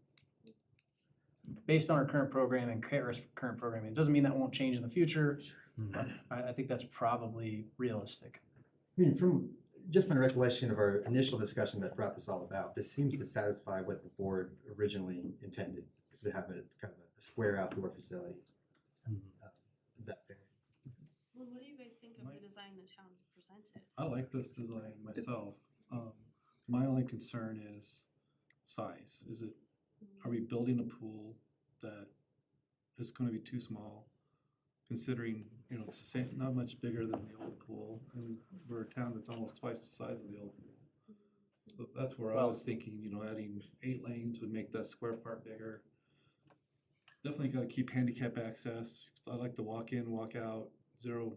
It kind of takes me back to the old cement pond pool that we had over where the pickleball courts were and where the pavilion is now. But you could walk in, walk out, and not have to worry about having to climb in or out of the pool. It was kind of nice. Trustee Hardy, what do you think about going along your thoughts there? So if we went with the 8 lanes, that would make that piece quite a bit bigger. And then where the cement is, if we came in halfway or whatever, that would create a pretty big size there, and maybe that's all the same height. So again, for those volleyball, basketball, just hanging out, we could easily, and I think the cost would be minimal, cut that cement piece down in the middle there. Yeah, because the one thing you can't do is you can't add on to a pool. So you're saying get rid of the concrete? We gotta build a Maybe pool not get rid of that's- it, but maybe in half. And We then should you build end a up with pool this, that's- almost this that's staging on the other area side. where Yeah. people can hang out, and it's the same height, and again, you could play some sports in there and stuff. And then if you went with the 2 more lanes, then now you've increased that square piece by another 25%. So And you got more room for the diving board where you're not infringing on the people swimming laps. Administrator Kirk? we can absolutely add, we think from a staff standpoint, I think everybody would generally support that little narrow piece that connects the 2 bodies of water should be wider. Right. Just for additional space. It's too small. When they showed us the dimension, it was just a couple weeks ago, we thought, let's not redesign it until we get some feedback, but we can already tell you that's not gonna work. 16.5 feet's not enough. Right. So that's an easy slam dunk. The question about 6 or 8 lanes, there's some cost implications. We're gonna lose some deck space and outdoor kind of grass space. But that's probably relatively, it's not inexpensive, but that's probably relatively simple to Because add. how full was the old Berthoud pool before we closed it? I mean, was it feeling like it was at capacity back in that population? And what was our population at that time? 5, and I feel like it was. 7 at the end. It closed in what, 17, I think, maybe, No, or we closed 16? it- We didn't close it until 20, I think. Can you go to the screen that shows it like with the clubhouse as part of it? The reason I'm going there is you've got, okay, right This there. one? So you see where the red line is down there where the rental Mhm. cabanas are? I mean, couldn't you go out to where the road is and Mhm. pick up, that would be the space essentially for the 2 additional lanes? So you We- wouldn't lose any of your grass space or anything else. We already did talk to the design team about that because that space already has sod and trees. And so we can just fence it in and make Yeah, it part right. of the pool. So that's probably easy enough to do, so we don't lose too much there. On the town park pool, I'll offer 2 things that I think are important to consider. One, the town park pool was on like a really hot day, especially on the right days, that pool would be at capacity or darn near. There were a lot of days where it wasn't, but there were definitely days where it was. I think we have to remember, we have a large indoor aquatics facility now. So I had to keep reminding myself of that, because I'm like, oh, well, we need this amenity, we need this amenity. No, we don't, it's inside 50 feet away. Like, we don't need a lazy river, there's one indoors 50 feet away from this, right? And so this is actually not just the town park pool, this is the town park pool plus a very large indoor aquatics facility that accommodates hundreds of people at a time. But I'm still concerned So- about population growth. And so the other piece of that is, from a population growth standpoint, Farmstead has a pool, it's being constructed right now. Vantage has a pool. Big pool. Portions of Prairie Star have a pool. Heron Lakes has a pool. Legacy Park will have a pool. Collins Park has a pool. Most of the new neighborhoods in town, Heritage Ridge has a pool. Yeah, so most of the new neighborhoods already have their own outdoor pool. So the concern about like, hey, the town's growing, there's not gonna be enough outdoor pool space, most of these new neighborhoods already have their own outdoor pool. And so actually what we're really talking about is building an outdoor pool for the older parts of town that don't have pools, and that's what was already going to town park pool to begin with. But this is gonna be the So- cool pool. where Yeah, everyone's gonna or- hang out. Yeah, I'm not saying this won't have more usage. Or for programming. Yeah, for programming, this will get more usage than those neighborhood pools. I'm just reminding everybody that there's gonna be at least 6 or 7 other outdoor pools in town. It won't just be this one. But it's still a concern, man. I mean, we're not slowing down our growth by any means, and it'd still be, I don't wanna build a pool that was the same size as a pool from 6 years ago. And so maybe it's important to also know, Jeremy, do you have that slide from Richardson? So if we were to take this pool Oh. and overlay it onto 3 samples here, how big is it compared to? Wow. Jeff Richardson? So this is the pool that we designed at Richardson, which is purely recreational, but is significantly larger, as you can imagine. I mean, this is like a destination level Yeah. kind of pool. So as the community grows and we outgrow this outdoor pool, when we get to that place, we do have this design prepared, for a future outdoor pool. This one was kind of, we showed this to Port, and that's actually what prompted this whole conversation. Because this we thought was 10 to 12 years away anyway. This was phase 3 of that park development. There was concern that like, hey, we wanted an outdoor pool yesterday, this ain't gonna get it done. And there was some concern, like we heard him here in this board meeting room, this is a kiddie pool, nobody's gonna wanna go here. I don't think that's true, but this is certainly not really like a, I don't know that it's geared towards adults and seniors, although we have a lot, as a side note, Trustee Albrecht, we have a lot of adults and seniors that go to the indoor pool now without kids. During the open swim time, that's less common because it's a lot of kids. But we have people that walk in the lazy river in the mornings, that you'll see adults hanging out in the hot tub after they've worked out. There's a lot of we have tons of exercise classes in the activity pool that are all adults. So if you go on a swim team night on a Tuesday or Thursday, there are adults and seniors doing water aerobics in the pool, and that pool's pretty full.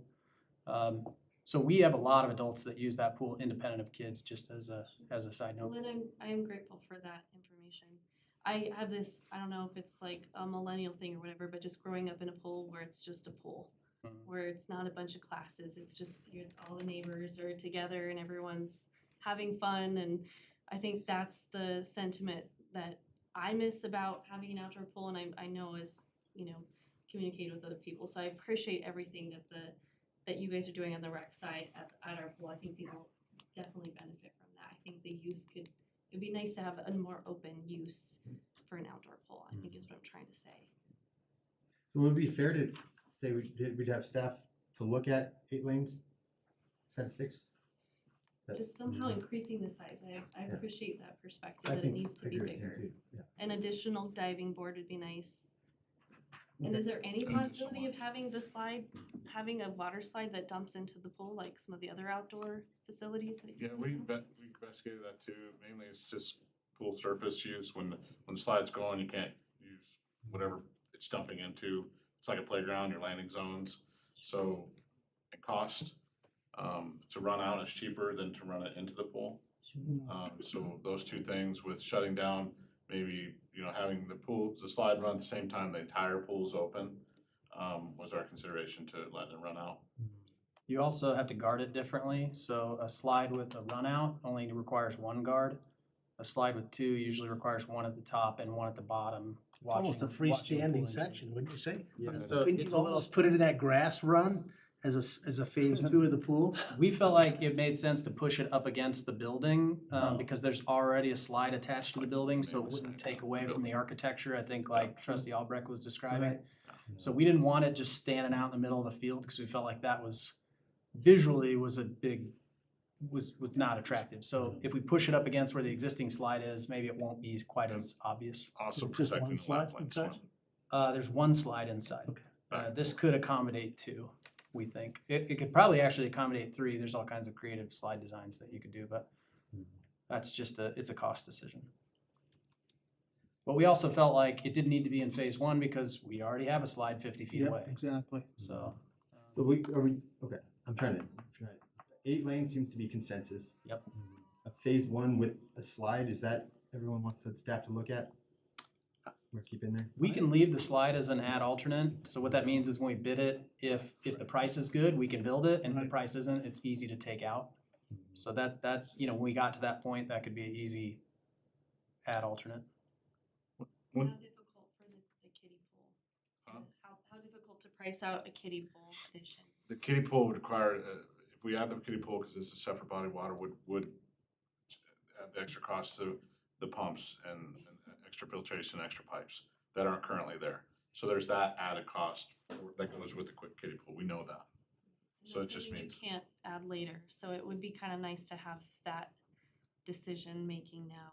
And I think if the port's saying it too, I think there's some other people who are saying that need to. I will say again, the reason why we didn't do that, we debated all this with our design team. And WTI, just as a side note, Water Technologies Incorporated, that designed our indoor aquatics facility, and they're like one of the top 5 pool designers in the country. They're excellent at what they do. If you look at their portfolio, they've designed anything you can imagine from an aquatics standpoint. But they reminded us, hey, you're really worried about closing this pool in the event of an organic incident. If you have to shut the pool down for an hour, clean it up, let the filters and pumps and do their thing, you still have an indoor aquatics facility that is a separate body of water next door. And so we kept thinking about this as a standalone facility, and it's not. So if you have to shut this down, folks that don't want to wait, they leave. That happens anyway at every outdoor pool. But here, you can also just go inside and swim. And we feel like in the summertime, the indoor pool is going to get less use, so there will be existing capacity in there if folks want to go inside and swim when the outdoor pool is shut down, if that occurs. Because we have that problem now. We have 2 bodies of water. If we have an incident in one, everybody in the indoor pool can only swim in the other one. And actually, I happened to be there as a user one day with my kids. It was not my children, but somebody else. Their child had an incident in one of the pools. We had to shut it down, and then they let their kid get in the other pool and create the same problem, and the entire facility got shut down. So that happens. That's just the unfortunate reality of managing a pool. It doesn't happen enough that we need to really go hardcore to design around it. So we could build a separate kiddie pool. Here's a thought. The question is, do we want to spend the expense to build all the extra pumps, pipes, filters when we can just go inside? So see the word shallow on this, shallow water lifestyle pool? Mhm. So imagine a straight line going across the top of the word shallow. And then like the pool at TPC, here in Lakes, they have a raised It's section called a of the sun pool. shelf. Exactly. So you could put a sun shelf in there that would second as a kiddie pool, and you could put a wall where it's essentially a separate body of water. So if there's, what do you call it, organic accident? It's not necessarily that it's a separate physical body of water. It has to be separate from a Filtration. pumps and filtration standpoint. right. So it could be, we could build a separate kiddie pool facility, but it's all using the same pumps and pipes and filters, and that would still have to get shut down. Yep. Just real quick, from a parent, you're thinking from the, governing the entire thing and the logistics. From a parent's perspective, it doesn't need to be a separate body of water. I think having it be connected and just walled off would be just fine. But It's he's more saying about if there's an creating accident, you shut the whole pool down. Right, we're Right. two different. That's what he's saying. Well, right, and so if you're worried about your children in the deep end or swimming with adults, if there is just a walled off section, it is gonna be all connected, so the whole thing would be shut down, yes, but that's what you've designed already. So I'm saying, as a parent, just controlling and corralling a small child, if your rest of your family is out here, you're not gonna want to take that small child inside while the rest of your family is outside, or, vice versa. So I think there should be a section that's controllable for small children, and the bio stuff is more your guys' domain. But I think I see Port's idea, because if you go to Winona and stuff, the separate pool it's important to have for a small child, but everyone's all together as a family. So I know you're saying that there's other places in the inside, but I do think it's important if they brought it up. Yep, we Does don't that make disagree with that. sense? We had a separate kiddie pool, shallow water, about where that triangular lawn shape is on the north side.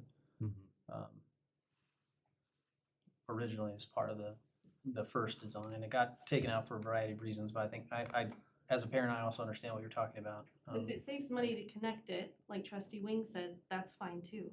And if it it's- doesn't, practically speaking, it won't make that much difference. If it's all the same pumps and pipes and Right. filters, it won't make any difference. Right. It won't make enough that we need to design around it. The sun shelf is really nice.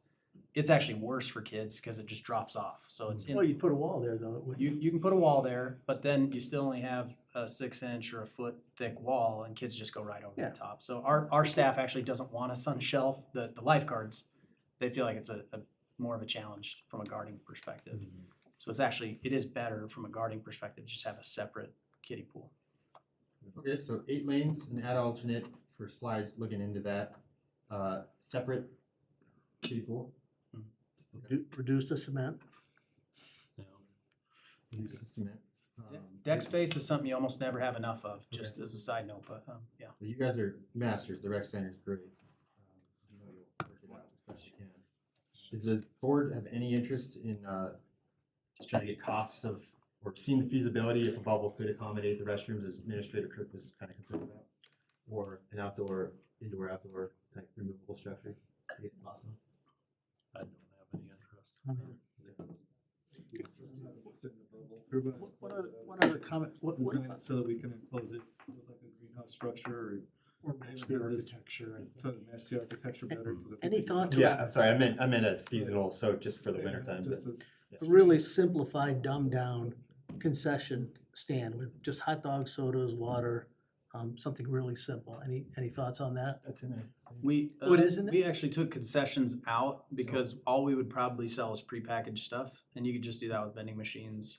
You don't have to deal with health codes, you don't have to deal with, staffing, and so we're not gonna cook food out there. Right. And if you're gonna do prepackaged, vending machines are probably a much less expensive option, and you can do all kinds of awesome vending machines. I mean, you can buy vending machines that make pizza. But there's food truck area too. Yeah, there's food truck that's space. exactly. So, Correct. Anything else?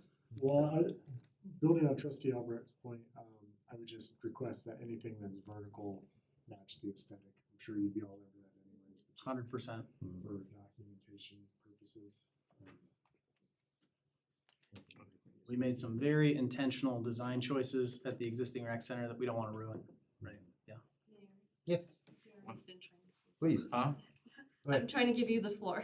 Just one thing, as you guys work through this, you guys did a good job, I guess we'll just spend a little. One thing you haven't, VE'd is, and some questions and surveys, the diving board. So I just thought I'd bring that up, cause in my head, you guys are almost, you give me a lot of input and a lot of decisions and I'm looking forward to what you guys decide to move forward with. But the diving board, and I just wanna make this one point for the big context, right? That's an amenity that you saw that was so-so, there's a few folks that like it, folks that don't care, folks that can't be in a pool without one. The reason I just bring it up is because if we do, the diving board comes with a diving well. If we don't do a diving board, which is an amenity and an extreme and an adrenaline and a piece to jump in, we don't need to do the diving well.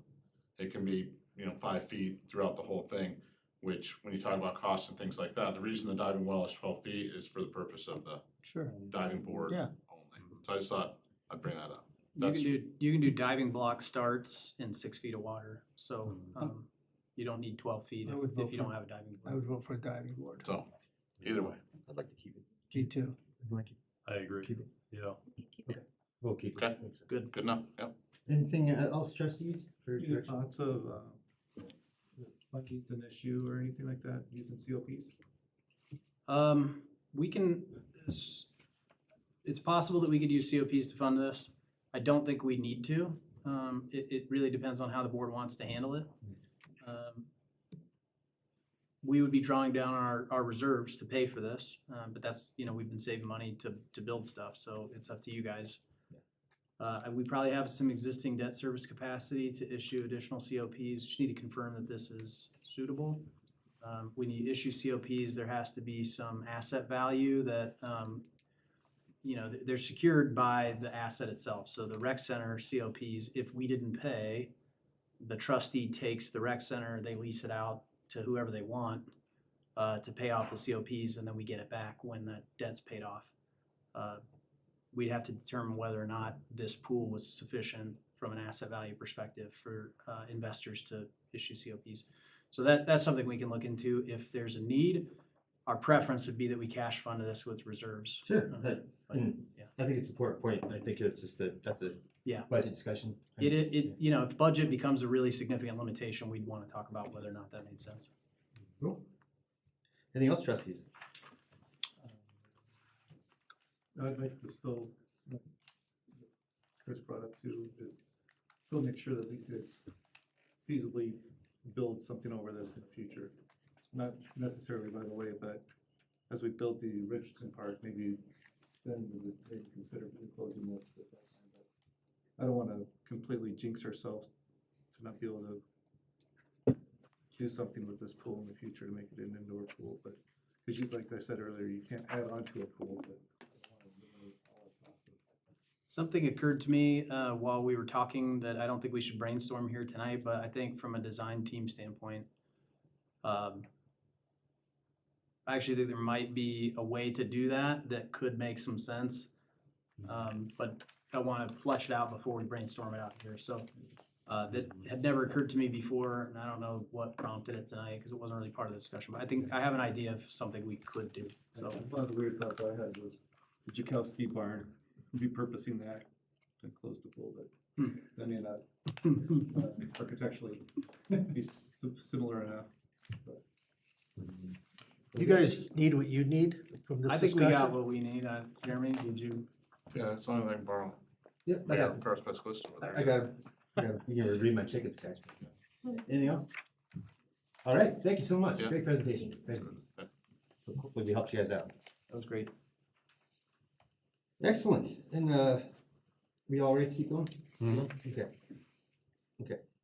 Next is the transit assessment. This is updated priorities. We have folks from the Rural Alternative for Transportation in the audience tonight. Thank you for, being here tonight.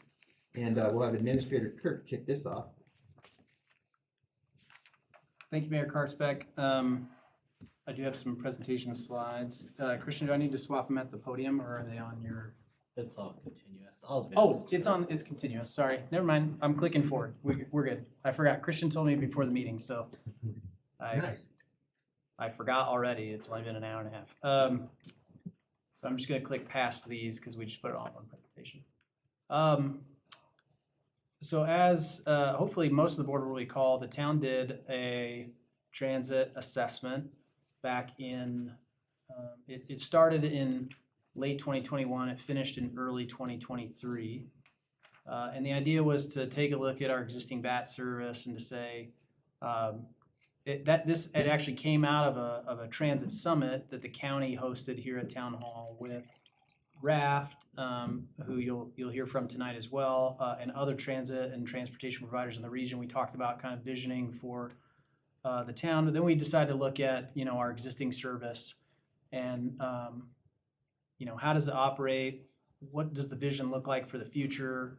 What will it take for us to kind of achieve a vision that was articulated during that assessment planning process?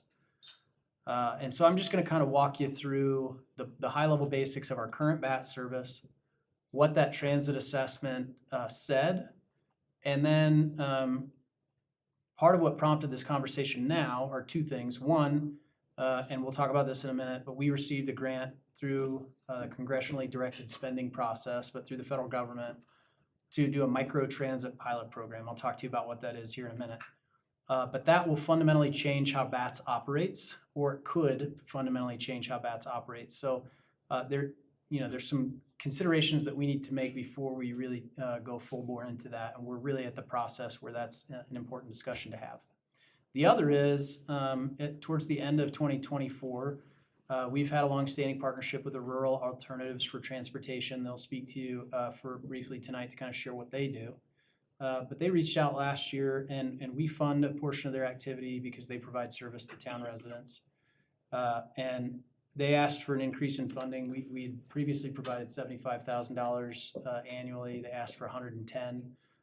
And I told their executive director at the time, I think we need to get in front of the town board and have a broader conversation about the future of transit before we make that kind of financial commitment. So that's part of what we're following up on here tonight. We're not going to make, I think we can be, we can all generally agree that we're not going to make fundamental changes to how we operate or our partnership with Raft tonight. So our hope is to educate you, to get you thinking about some kind of critical questions, and then to bring this back to you, actually, I think at the very next meeting on February 25th, for maybe a little bit more discussion and maybe some thoughts from you about where our priorities should be. So that's just kind of background information, and then we'll go through the presentation. And of course, we can take all the questions you want for as long as you want, but that's kind of what my thought process is for tonight. Hopefully that makes sense. Sounds perfect. So our current BAT service, the town has one full-time employee today who kind of oversees and supervises that service, and one part-time employee. Both of them drive. We own 3 vehicles, a van and kind of 2 small buses that are, all 3 are over 15 years old. They're getting up there in age. We just replaced the transmission in one. They require quite a bit of work and love. continue to function, but they do function well today. And we have 3 so that when one's down, we don't have to shut the service down. We just take care of that one. If 2 vehicles go down at a time, that limits our ability to provide service, but we still have that 3rd vehicle. Last year, the average cost per BATS ride was approximately $40. That's simply taking the number of trips that we took and dividing that into our total expenses.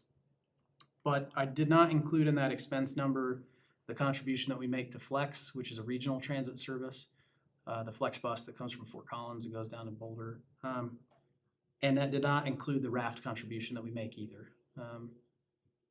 Also, we do not account for town overhead in BATS. We did used to charge some money to that fund, but because it's heavily subsidized anyway, it didn't make sense to continue to charge money to that account. We're subsidizing it as it is.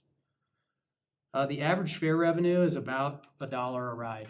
And so depending on the year, we will take in fare box revenue about $3,500 to $4,500 in a year.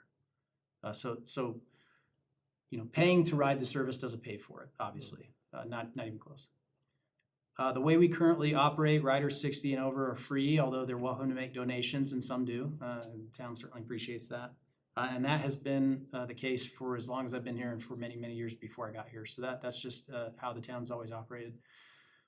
Riders 59 and younger are $1 for a one-way trip in town and $4 for a one-way trip out of town, so $2 or $8 round trip. We do cash only. We don't have electronic payment systems, and I'd say we probably collect, I don't know, about $10 a day that get deposited through our finance department. BATS does drive to Loveland Monday through Friday in the mornings if somebody schedules a ride. BATS operates only on a scheduled basis, so this is not a fixed route bus service like you might imagine in a big city. It doesn't just make a loop and stop at bus stops.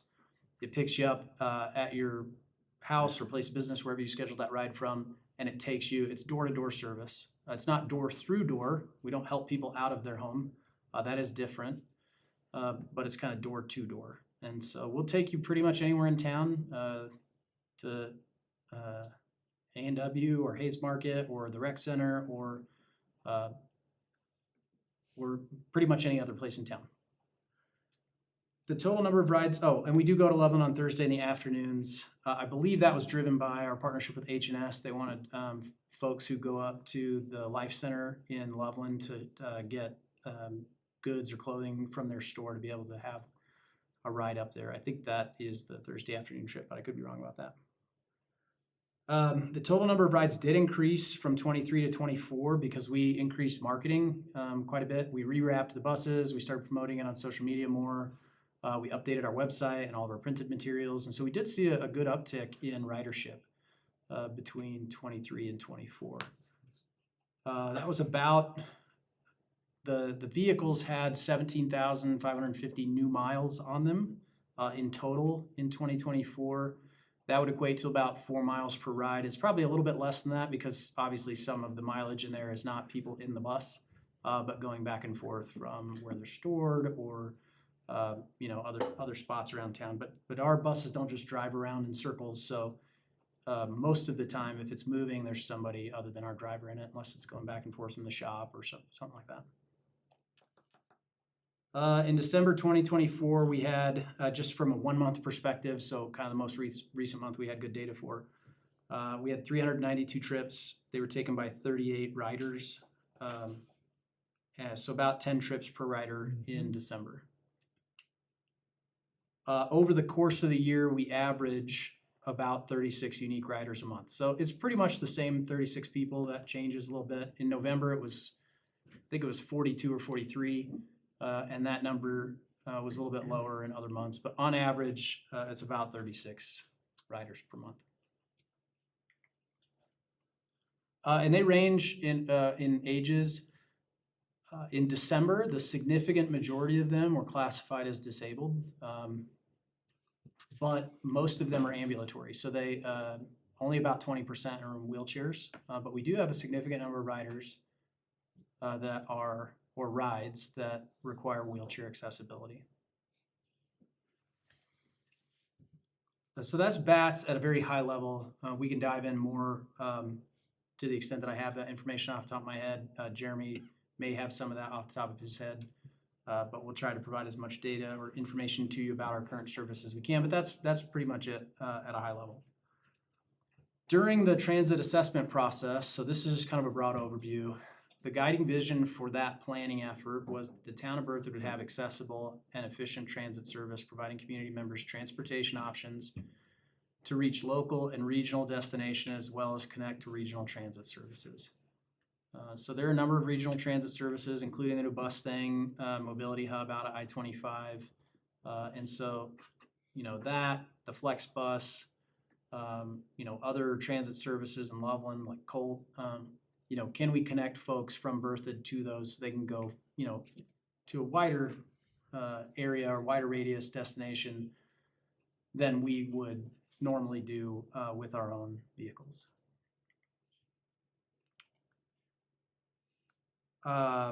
During the planning process, we worked with Felsberg, Holt, and Ulevig. We refer to them as FHU for obvious reasons because it's a lot easier to say. FHU is a transportation planning firm. They do engineering and infrastructure work too, but specialize in transportation planning. They came, we presented this plan, some initial findings, got some feedback and direction from the town board and others about, where should we really be focused? That planning effort included RAFT. We looked at their service and our service, at least at a high level for kind of how they operate and their current needs and our current needs. We wanted a future service that was adaptable, that was efficient, that was intentional, that was accessible, that was connected to other destinations and services, that was integrated, and that was reliable. So we evaluated a variety of different options. The three that kind of rose to the top were point-to-point on-demand service. That's similar to what we do now, although we don't do on-demand. You have to schedule 24 hours in advance. So if you call us today, we'll pick you up tomorrow, but you can't call us today and expect us to pick you up in 10 or 15 minutes because we've scheduled rides throughout the day. So on-demand would be more available than what we currently offer. Microtransit is a little bit different in that it is a technology-driven service. The easiest way to understand it is that it's very similar to Uber or Lyft. It's a publicly funded option. So it is a little different.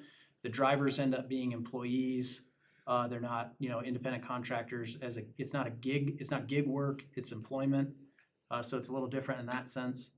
But it functions for all intents and purposes just like Uber. There's an app.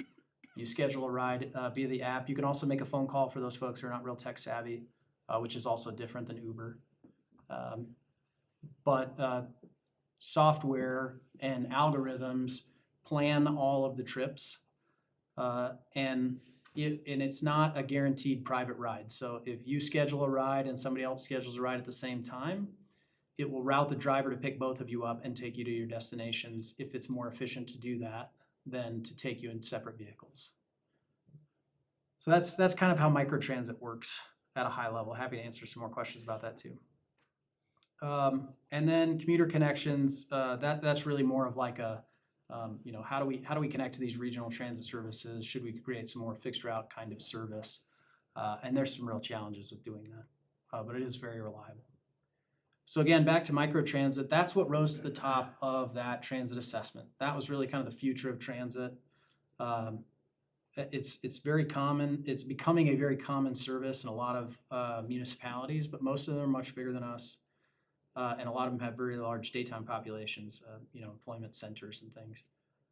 We submitted a grant request through the congressionally directed spending process for a microtransit pilot program in a rural community to say, can this or will this work as efficiently or even more efficiently in a rural community than it does in a higher density or higher population, larger city? We did get funded for that, about $864,000. We'll talk about that in a minute for that pilot program. Microtransit is a significantly more expensive endeavor.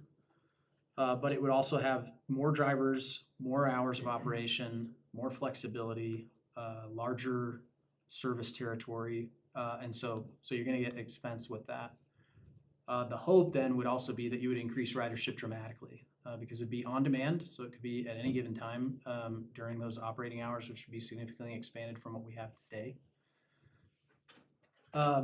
And it could be, and it would operate with smaller vehicles. And so, you know, sometimes we're driving one person in a 12-passenger bus, or a 16-passenger vehicle, and that's obviously not efficient when you could do that in a minivan or something.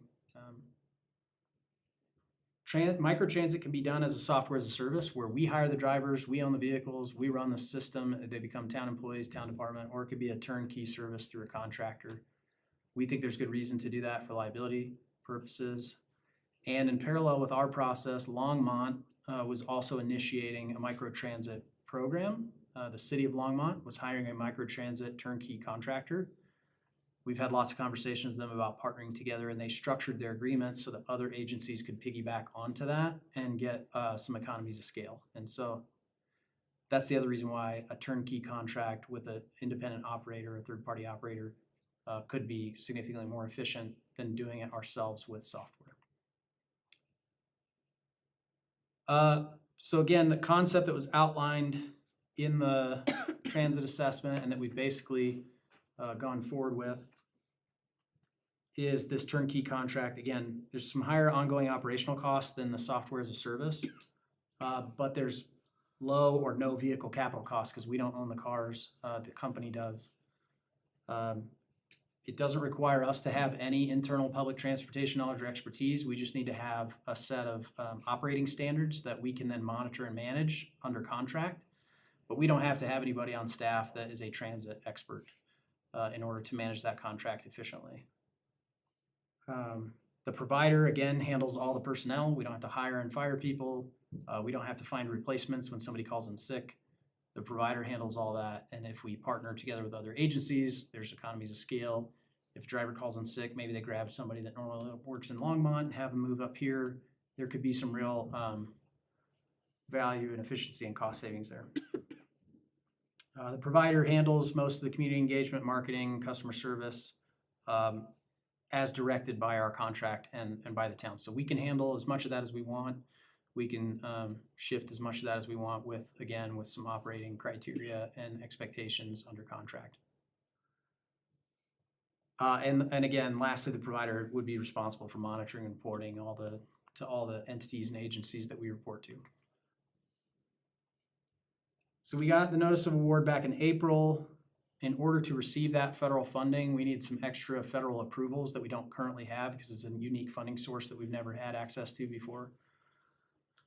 The FTA recommended that we work with a partner agency to act as a pass-through, so we didn't have to develop all that capability internally for paperwork and financial management.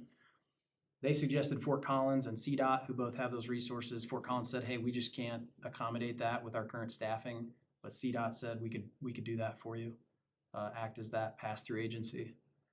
We did our initial paperwork with them in 2024, but we're still waiting for CDOT to confirm that that's going to happen. In parallel with that, obviously, there was this kind of presidential funding freeze. So there is still some confusion about whether or not this is going to be available to us. We believe that it is, but we don't know yet. So that's just kind of something that's still up in the air. So from my perspective, one of the things that I think we need to consider is what are the primary needs that the town is meeting by providing transit? And what town goals and priorities does BATS help us to meet, right?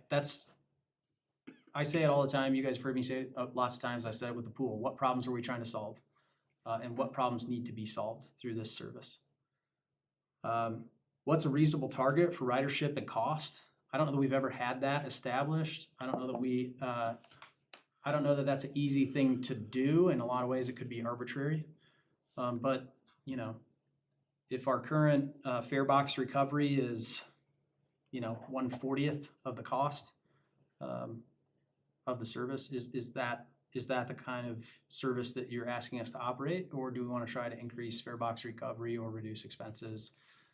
We can come up with some scenarios. reducing expense is gonna be pretty challenging, because obviously the significant majority of our expense is people, and just operating the vehicles that we have, so.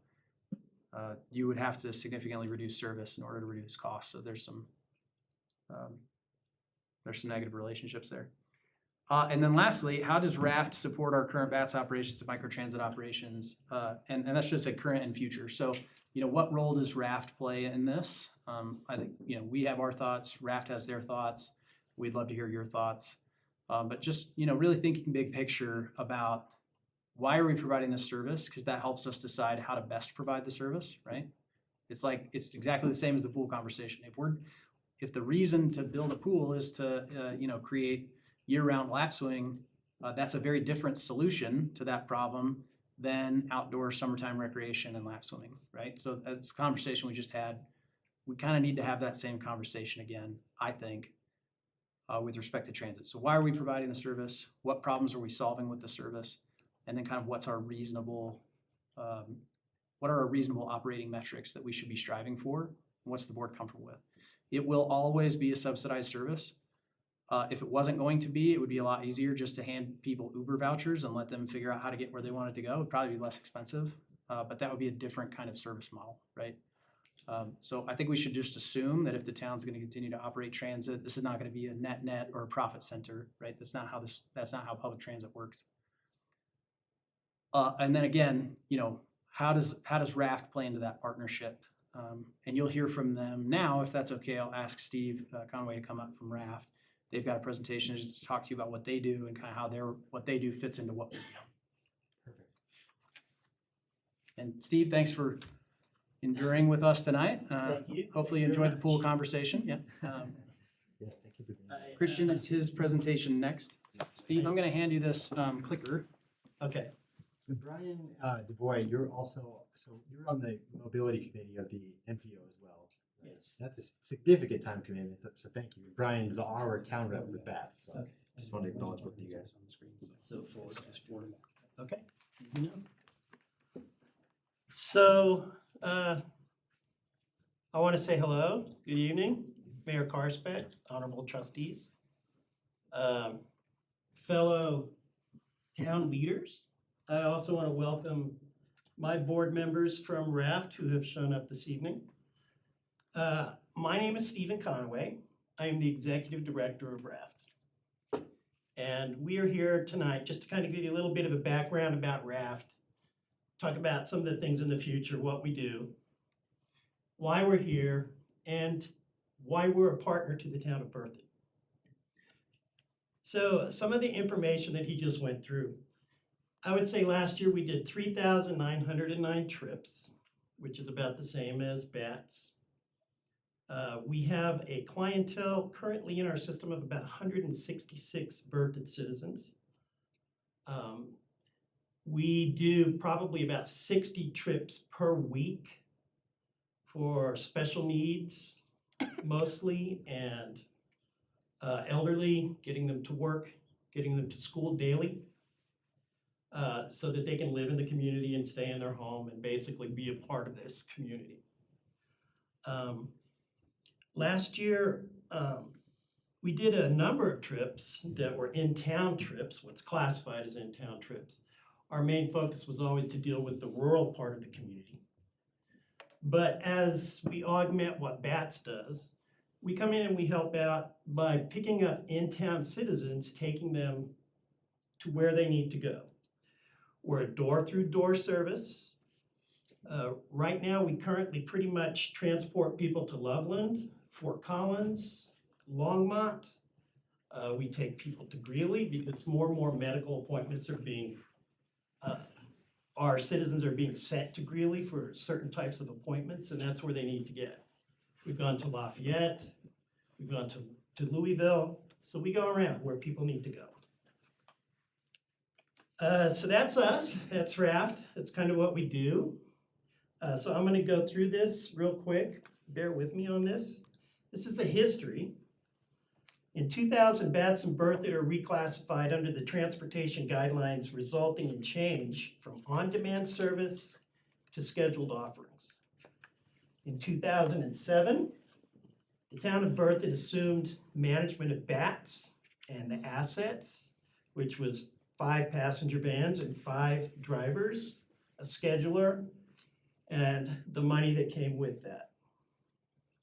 In 2013, the town trustees vote to limit the service pickup area to town limits for bats, stopping service to the unincorporated areas of the Berthoud Fire District. In 2014, a citizens group received a developmental grant from the Larimer County Office on Aging, and they began a new transportation program, RAFT, okay?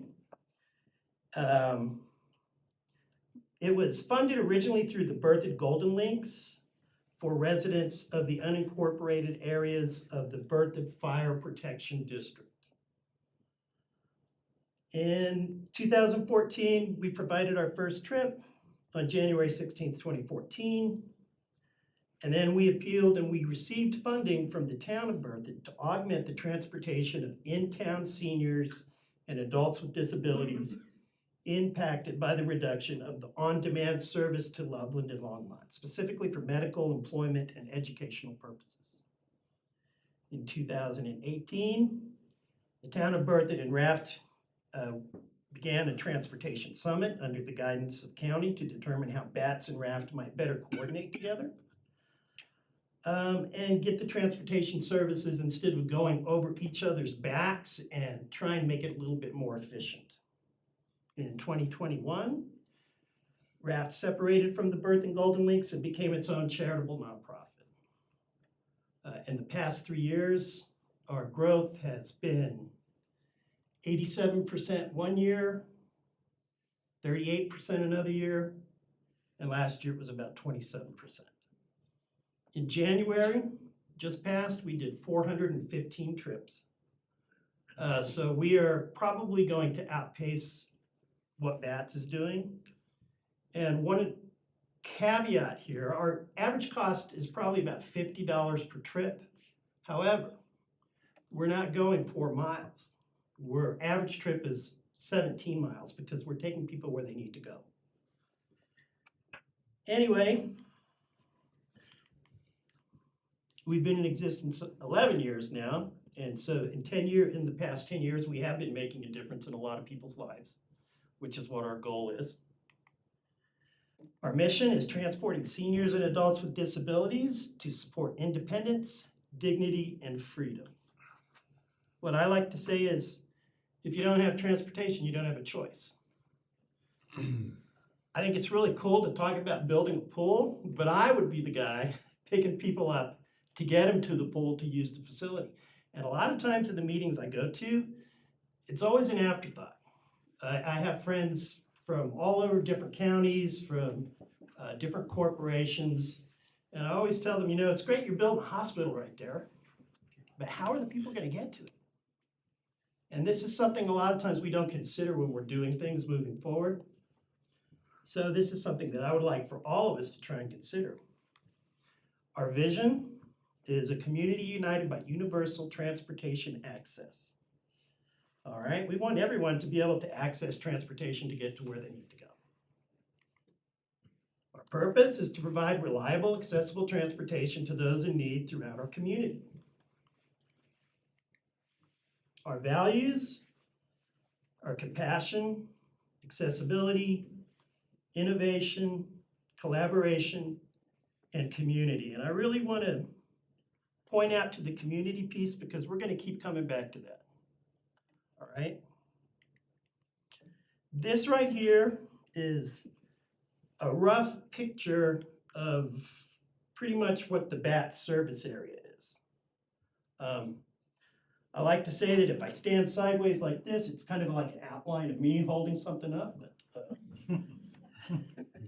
this is basically the BATS service area. This is the RAFT service area. So if you see that little diagram with me standing in the middle, that's where BATS picks up.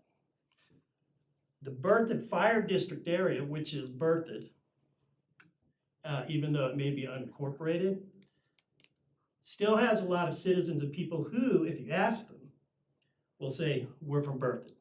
We live in Berthoud. We go into town. We buy groceries in Berthoud. This is our community.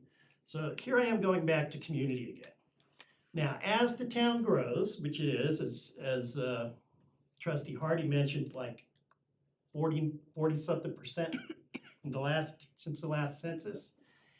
As it grows, the more the town expands, the more bat services are gonna have to expand to meet it, okay? We already are picking up 40% of our clients in the BATS area. So these are people who live in this blue area that we transport that for whatever reasons cannot be serviced by BATS. Whether it's the scheduling, whether it's whatever, they call, we always tell them, call BATS first. We've had 5 calls this week, it's only Tuesday. One wheelchair client we picked up, lives in town, but he needs to go to the doctor in Longmont. We also have a lot of people who are like, my doctor's appointment's at 10:30. Can you guys pick us up and take me up to the medical center of the Rockies for my treatment? It's like, yes, we can. The reason they can't utilize BATS is because if BATS wants to pick them up at 8 o'clock and take them there and drop them, and then say to them, oh, we'll be back here at 11:30. If they don't get out of their appointment until 12, they have no way home. Therefore, there's a lot of people that also ride BATS at certain times that we go and pick up and bring home. Particularly, I want to say the young adult special needs people who cannot drive because they have Down syndrome, because they have disorders that keep them from driving. We take several in-town students to McKee Hospital. They're 18 to 21-year-olds. The hospital's teaching them, finding jobs that they can do, and teaching them jobs so that when they turn 21 and the school district releases them, they're gonna offer them a job and give them a job, which is great. But then the question is, how do they get to work? They can't drive. They may be autistic or they may have Down syndrome. So it's great that we do all this, and that's why I reach out to my partners in the school district all the time and say, it's great that you do this, but if you get someone a job at ARC, like we have several who work at the ARC or in Habitat for Humanity, and you're training these people to do this, don't turn around after you say, yeah, we've trained you for 3 years, you're 21, we're offering you a job, and then they go, how do I get there? Oops. We don't know, that's on you. You can take Uber, I guess, if they're capable of even taking Uber, if they're even capable of making the different adjustments on what is the transportation systems that already exist. But anyway, so this is the area we serve. Just a few pieces of our annual report that we put out. 0 trips were denied to qualified passengers in 2024.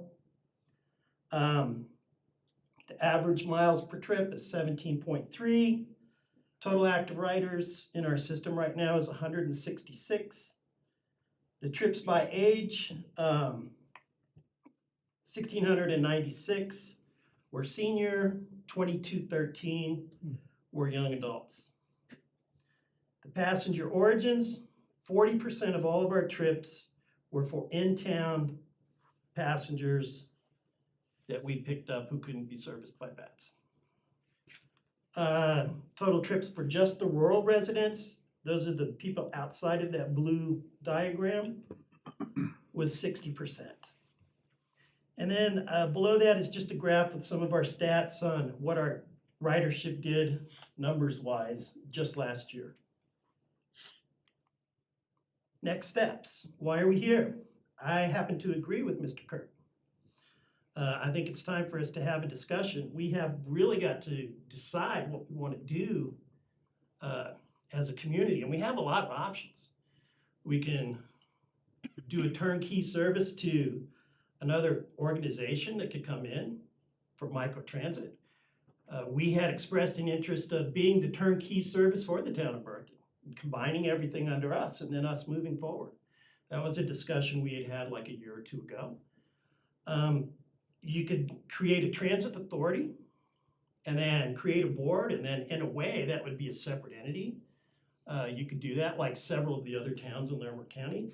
You could do what they did in Longmont, and you could create a transportation department within the city of Berthoud and hire 2 or 3 people like they do there, and then use whatever funds you have to create matches for the grants and for everything else. But we definitely, I think, are at a point from our perspective with the growth we're looking at, where we are going to have to make some serious decisions. We got a lot of grand ideas. You know, we have our questionnaires that go out, and the number one thing that comes back to us is, where do you want to go? And the number one response we get, do you guys go to the airport? So we're thinking, what does it look like if we establish a service to go to the airport? We would have to use it as a profit-making piece to our nonprofit organization, but it's a perfect fit. But really, the goal here is to get people where they want to go.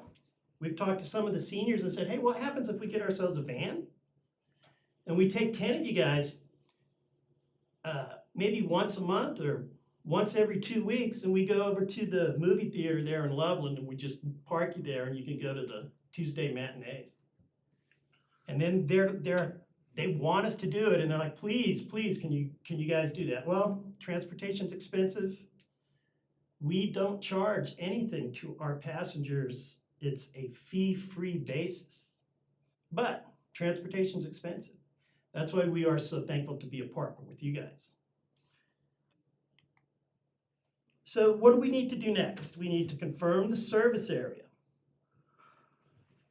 Do you guys want to just represent what is the town of Berthoud, or do you want to represent what is the community of Berthoud? What are the needs of the Berthoud community? Where do people need to go? Do people only need to go 3 miles? Or in reality, in this community, which is a unique community, do people need to go to Loveland more often than they go downtown? Do they need to go to Longmont? Do they need to go to the medical centers up in Fort Collins? Where do we want to go?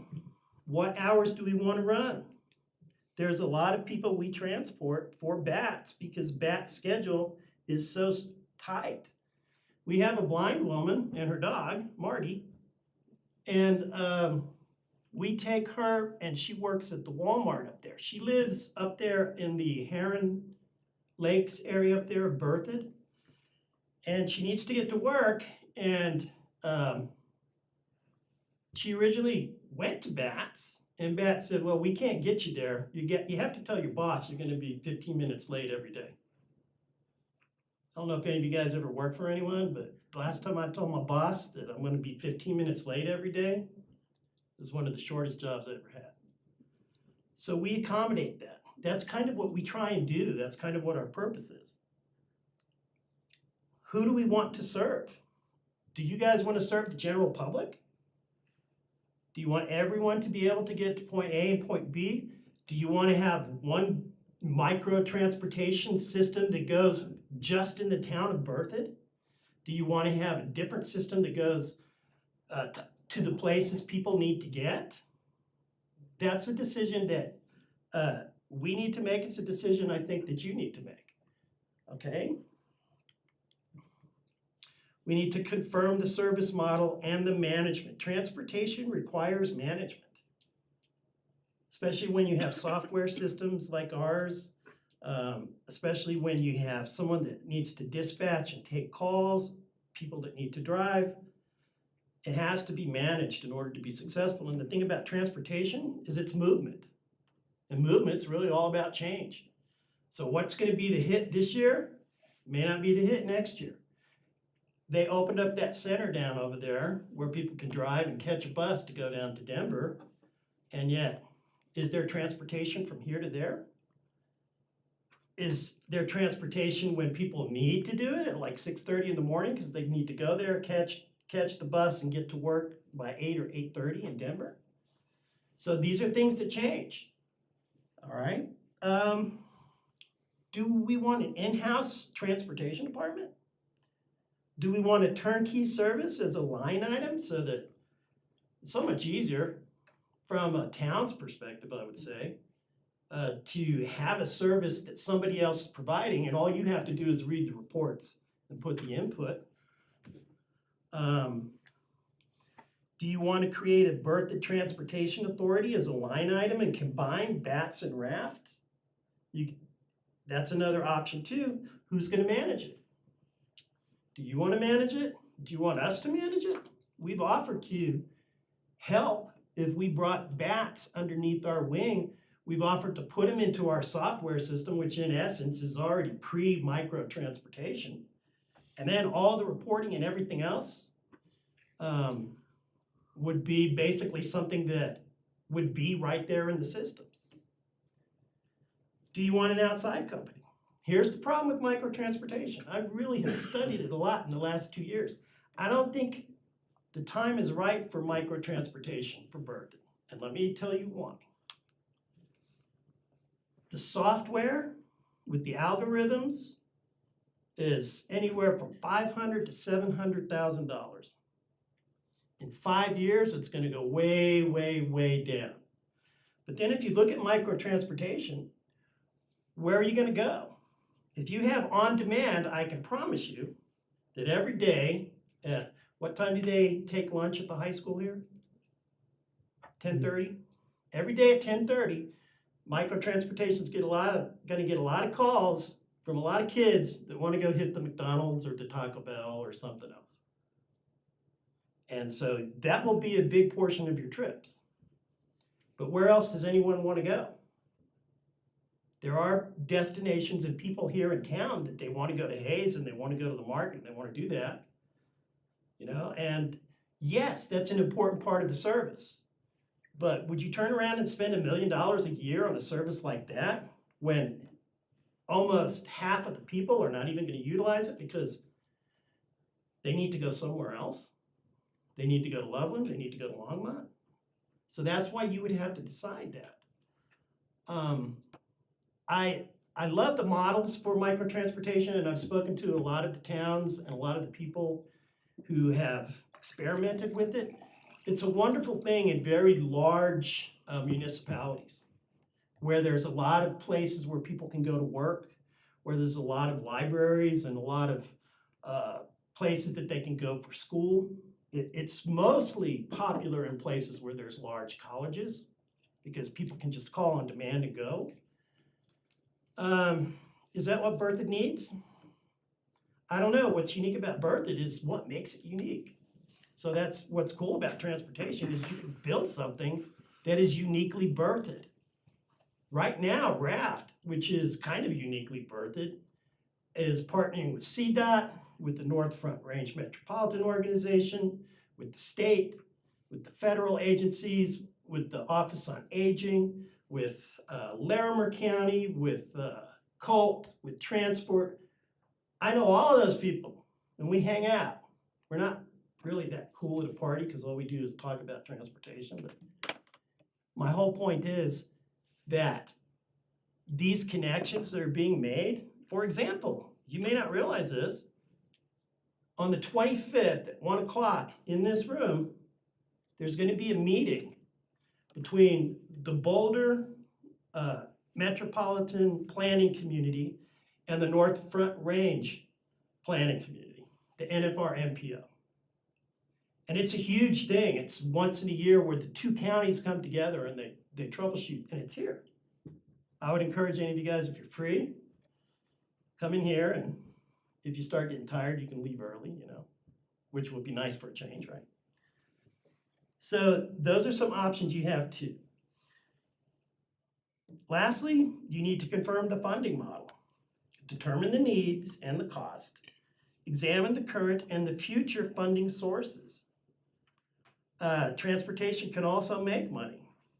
Generally, it doesn't, because it's just a service that you have to decide that you want your citizens to have. Then you can research the federal and state grant opportunities, or do we keep funding the existing services the way they are? Or do we create a turnkey service? How much would that cost? All of that, that's why we need to have these conversations. And we need to have them with our board as well regarding raft because of our growth, as well as conversations with you because we're your partner. And then in essence, you have to decide, what do we want to do to create an efficient transportation system for everyone here? And then who are the people we want to serve?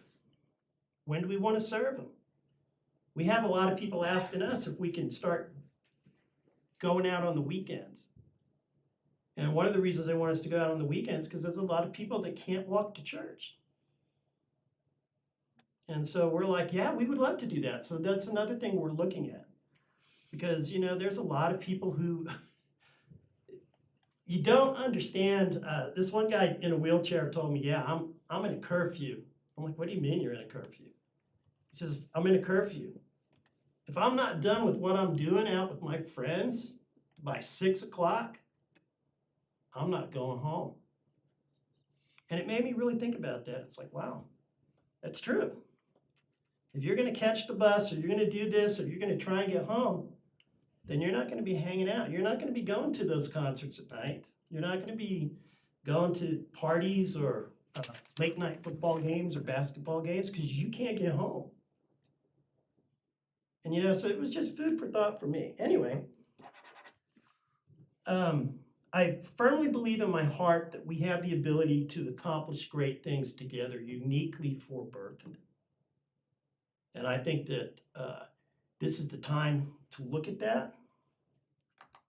And I also want to say thank you. I want to say thank you for being our partner.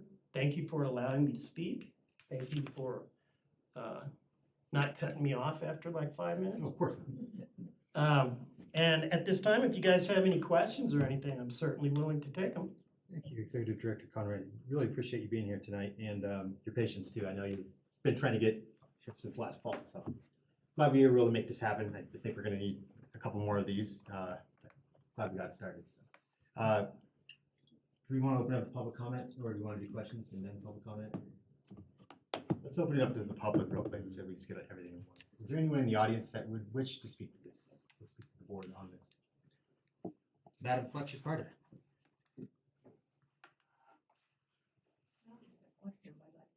Yes, absolutely.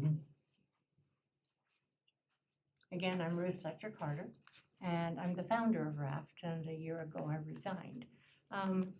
What we learn is that in nonprofits, the founder can also become the flounder, meaning you started it and you want to keep acting like it's a startup agency. It's not a startup anymore. It is a maintenance and it is a change with the community. And this community is changing a lot, but again, a lot of services that your citizens need are out of town. And I think whatever plan there is, that has to be taken into consideration. I also have to say, I stepped aside, and at that time, he was the operations manager, and we did go much more tech. And now, as a volunteer driver, which this is the main heart of RAFT, is the volunteer driver. But they have an app on their phone. And every morning you can click on it and see, wow, I've got time this afternoon and so needs a ride. You can click on it, see where they need to go. Is that something you can do? I go, wow, I need to go to Kohl's, so does anyone need to go to the Medical Center of the Rockies? That's a ride I'll take. It's an informal but formal system. And so already the technology is in RAFT. We literally do, except it's not on demand. We require 3 days notice because we have to get a volunteer driver. Just like BATS, in order to plan their route, no matter what, it's a 1-day notice for an in-town trip. But these are things we need to look at collectively, need to find out what and how we can connect to bus staying. Is RAFT going to pick that up and pick up the in-town people to go out? Or does BATS need to change their schedule and have a means of 5 people need to go out there this morning? go around, pick them up if that's what they want, or are they going to come here and park? Lots of things, lots of exciting things. And all that's left is there a will? And so do you have the will to do that? Does the community have the will to do that? And again, I thank you for the partnership. Thank you for all you do and for this amazing organization. Okay, anyone else in the audience? Okay, trustees, any questions or trustee? Yeah. Lynn? Steve, right? Yes. I excuse my ignorance, I don't know that much about it, so I've got a few blind spots. So, in your presentation, one of the bullet points was Berthoud funds. It's Berthoud funded. Can you, I didn't hear anything about that throughout the presentation. Can you tell me a little bit about that? Yes, I can. So when we first became an organization initially, and we started picking up people in Berthoud in the town area, I think that they were giving a nominal fee to us, maybe a couple of $1,000 a year. And they being the town? The town of Berthoud, Okay. yes. And then I want to say about 4 years ago, and I can get you the exact dates and everything else, we asked for more money. And the town was generous and they said yes. And I think then we moved up to like about $17,000 a year. I'm just gonna ask you some questions as you go on. So $17,000 a year, that's just like a flat fee we pay? Yep. Or did at that time? Yeah, Regardless if you did 10 trips or 10,000 trips, we paid you 17,000, is that how it worked? correct. Okay. And recently, we went up and we spoke with the mayor and with Mr. Kirk, and we asked for $75,000, okay?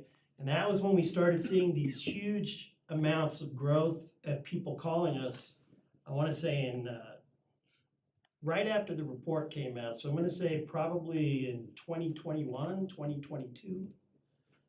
And so we started getting more and more calls. We started doing more and more service. And so we got that. This past year, we asked for more funding because in order for us to keep up with the number of people we're servicing, we had to hire a full-time employee and a part-time employee. So that significantly increased our expenditures. So when we came and we had this conversation, because our numbers keep going up and up and up and up, and we looked at the amount of people that we're servicing through the town of Berthoud, and we looked at the 42 or 41% of all of our clients and all of our time and all of our growth and all of our efforts are going to service these people in the town, then that's when we asked for more funding. For 2024, That was for this year. 2025? Yes, we So- asked to go from $75,000. Okay, And we shot for $110,000. okay.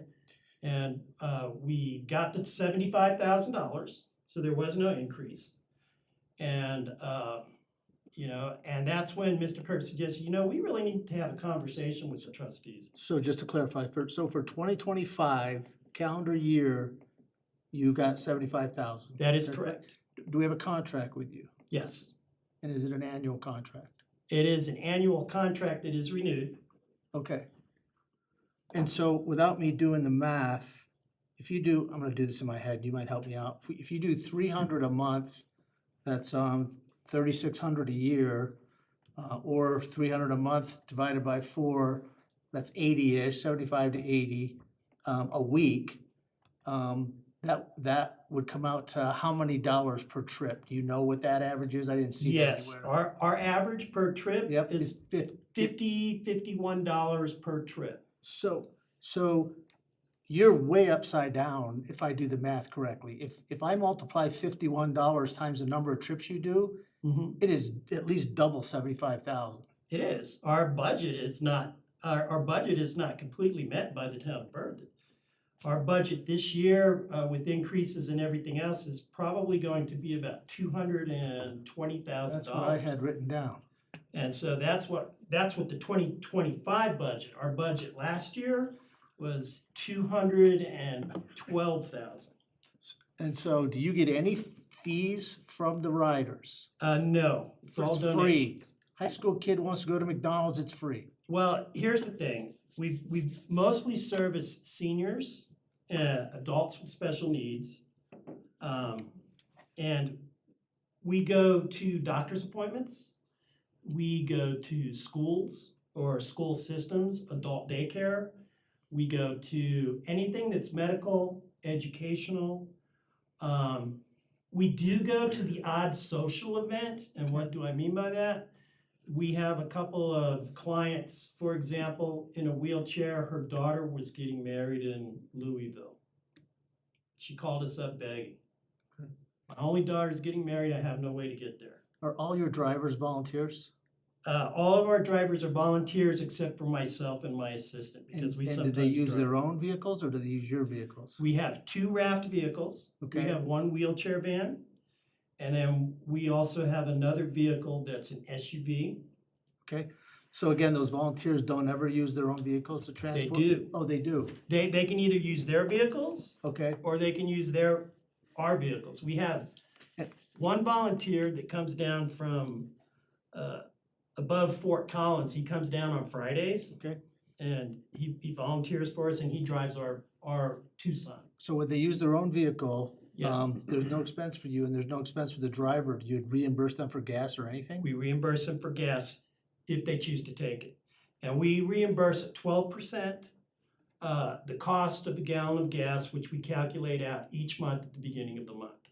Okay. Now, with that 12%, if the gas prices get low, we never go below 35 cents a mile. Okay, And we calculate the mileage from their house to where they pick up the client, to where they drop the client off, and then back to their house. okay. So that's what we reimburse. I think federal regulations are 70 cents reimbursement, I think, for mileage, but that may have Not for nothing to do- nonprofits. Okay, okay.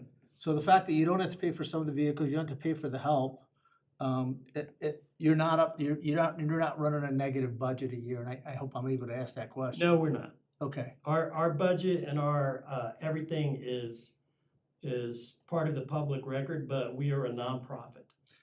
and again, I'm learning this, but it sounds like BATS and RAFT are 100% overlapping, they're total duplicate. You have a bigger geographical area, but all those red dots on that map, I assume, were your pickups.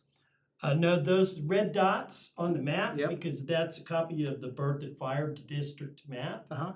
Those are fire hydrants that they would use if there was a fire. Okay, So the whole entire map, which goes around from Carter Lake to the other side of the 25, and it goes up technically to 14, which has 3 different names, and then it goes down to the county line.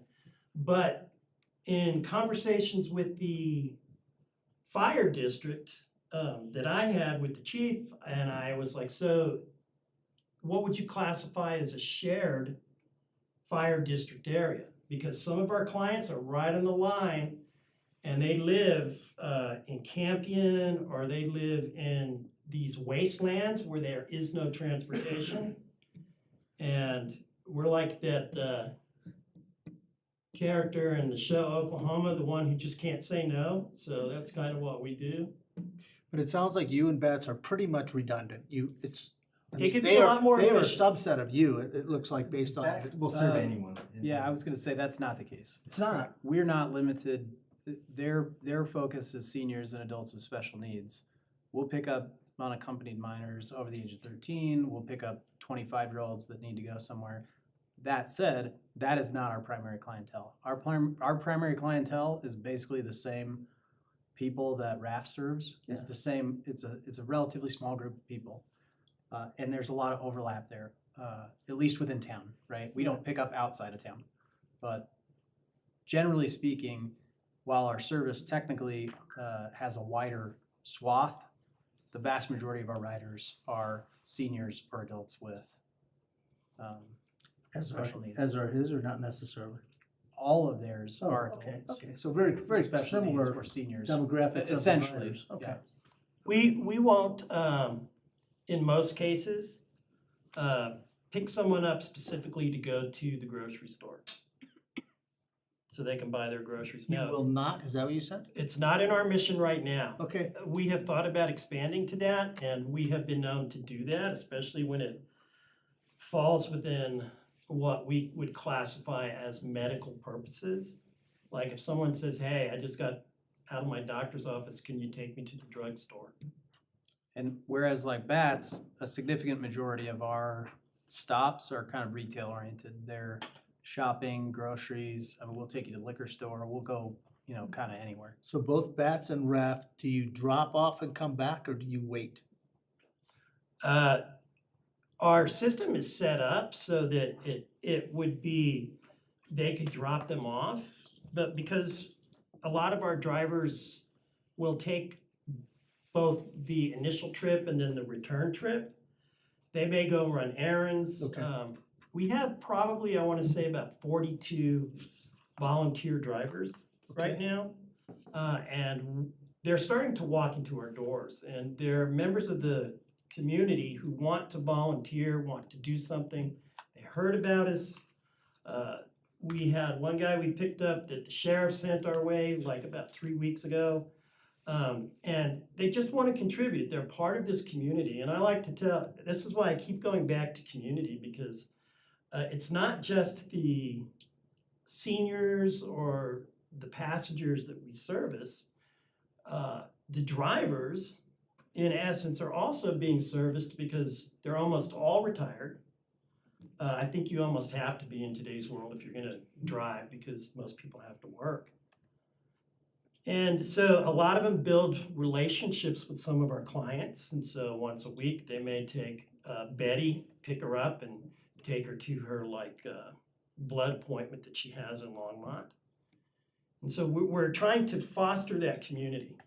And we're also trying to foster community with, we're very close with Saint, which operates in Loveland, 60 plus. We won an award last year because we have combined our software systems to be able to communicate with each other.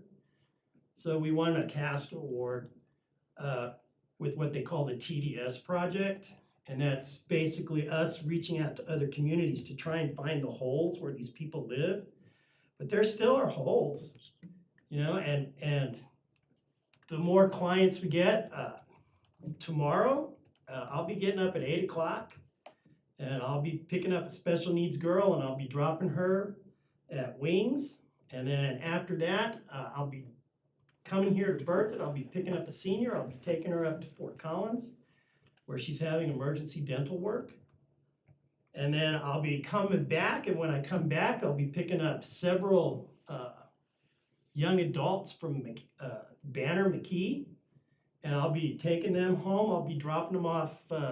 One of them's up there right on the curb of our border, and two of them are like right here downtown. What's Golden Links?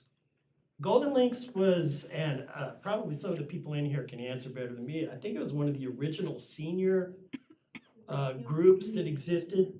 They ran the community center when there was one at the fire department. Okay. They ran the community center at the fire department when there was one. Okay. Right. And again, so you guys you've never turned down, you guys are 100%, every time someone needs to get somewhere, your volunteers step up and get them there. We have, and our schedule is, we work on some of the holidays, not all of them. I mean, we take Christmas off like everybody, we take New Year's off. But like this holiday that's coming up next week on Monday, we will be working. And the reason we do that is because people have appointments. So, Okay, so now, if we were to do away with Bats and add that to you, how would you come up with a determination of our cost for that? well, this is part of the reason for this whole thing, because we have thought about that and what that looks like, whether we bring them in, especially with a different mission. We would have to change our mission, especially if we were going to expand to the general public and to things like grocery stores and everything else. So what that would look like, there's a company in Boulder that's probably been around longer than anybody else called VIA. And they're a transportation company. I think they were originally founded in the 1970s, and they're huge. They're branching out into Weld County now, and but in any case, they are a combination volunteer and employee transportation company. So what does that model look like for Berthoud? I don't know. Do you have any ideas or things that you would like to see happen, or because that's what we're working towards, is to consolidate and become more efficient. And if that means like driving a big bus, first of all, we know it would be more efficient to drive smaller vehicles if we're just driving around in town. So bigger buses we could use for other things. Would we charge people? Yeah, we could. We're still a nonprofit, but there's no reason we can't take people up to Estes Park, like in the summertime, once a month. And these are part of the goals of our board too, is to get that, because health is not just about having the flu or needing to eat chicken soup. In today's world, a lot of health is like the mental health. And our seniors, some of them that live by themselves. And somebody once asked me, what's the value of transportation? Why would you spend all that money for that? And I said, okay, think about it this way. If we pick up Mary and we take her to her doctor's appointment once a week, where she's having blood work done or she's having something drained, and we take her home and she stays in her house, what is the cost of that at $51 per trip? Now compare that to if that service doesn't exist for Mary and she's living in her home, there's no one there, who's she gonna call when she's sick? She's gonna call 911. So now you're gonna send your ambulance, you're gonna send your fire truck, you're gonna spend all of that money to get there to that person. So which is better in the long run? Here's my last question. Mhm. So our trips cost us $40. That's all, I think that's all in. I had a question on that, but that's our paid employees. Our vehicles, it sounds like, are paid off. That's all of our expenses. You have volunteer vehicles and volunteer people, and your expense is $50 a trip. It doesn't seem to add up. Is it just because you go so much farther? Why do you think yours would be more when you don't have the expense of the employees and the vehicles? Our average trip is not 4 miles like Bats. Bats' average trip is 4 miles. Ours Yours is is like 17 point whatever. So, but our expenses, even though we cut them and even though we keep them down and everything else, when I first started working, because of the numbers, I would say the cost per trip, and when I first started working for Raft, was about $90 per trip. The more trips you get, the more the rate goes down. Now, I would wager if you put me in that same car tomorrow morning and you had me pick up 10 people in the Berthoud town and take them to Hayes Market, take them to the drugstore, that I would be able to do that same amount of work in 1 hour, because I'm only going boop, boop, boop, boop. It's not the same when you're going to the medical center of the Rockies or you're going to these places, and not just once, but twice. I know we bring a lot of people home that probably ride Bats some of the days in the mornings to adult daycare. So Thank you so much for answering my questions. I really, really appreciate I it. hope it was informative. Oh, geez, it was super And informative. I hope more than anything else that, we can plan a work study. I am here. If you guys want to sit down with me for a couple hours and pick my brain. I realized when I turned 65 last year that You can get that for free. I realized that I can get Bats for free. But I also realized, especially looking around to all of my community partners in Longmont and Loveland and Weld County and down in Denver, I all of a sudden realized, oh my God, now I'm like one of the senior transportation guys in the state. And it's like, it's kind of a weird feeling, You got but. a nice hair color. Oh, yeah, thanks. Anyway, any other questions from anybody else? Not right now. I have a question for Administrator Kirk. So what's this, you want to bring it back in 2 weeks? I'm wondering if we could do. If something- that makes sense, it'd be we could do it perfect. later too. We have some open calendar in 2 weeks. We had originally intended to have the sustainability plan in 2 weeks, but we're still waiting on data from some of the utility companies like Excel and PBR that we haven't been able to get. And so it makes sense to push that back. So that kind of frees up some space on the calendar. So we could have a more in-depth conversation then, if you'd like. We can brainstorm a million ideas tonight. Yeah. I don't know if it's gonna take us anywhere. Tonight. I mean, fantastic presentation from both. A lot had very good questions on both. That I don't know if we'll be able to answer tonight, but it seems like there's a desire in both opening to kind of looking past formal partnerships we had in the past and maybe a little bit more of a merger. Some interest in that, I'd say. So maybe that's one outcome of tonight is that we'd have either another summit and kind of look at those in more detail. I think that, I will say, before we get into solutions, I still think we need to define what problem we're trying to solve. Agreed. And I think that the problem that we solve is different than the problems that RAF solves. Although there is overlap, we're not trying to solve the problem of people getting to Greeley to go to medical appointments. That's not what BATS does. If that's what the board wants BATS to do, that's a different conversation, right?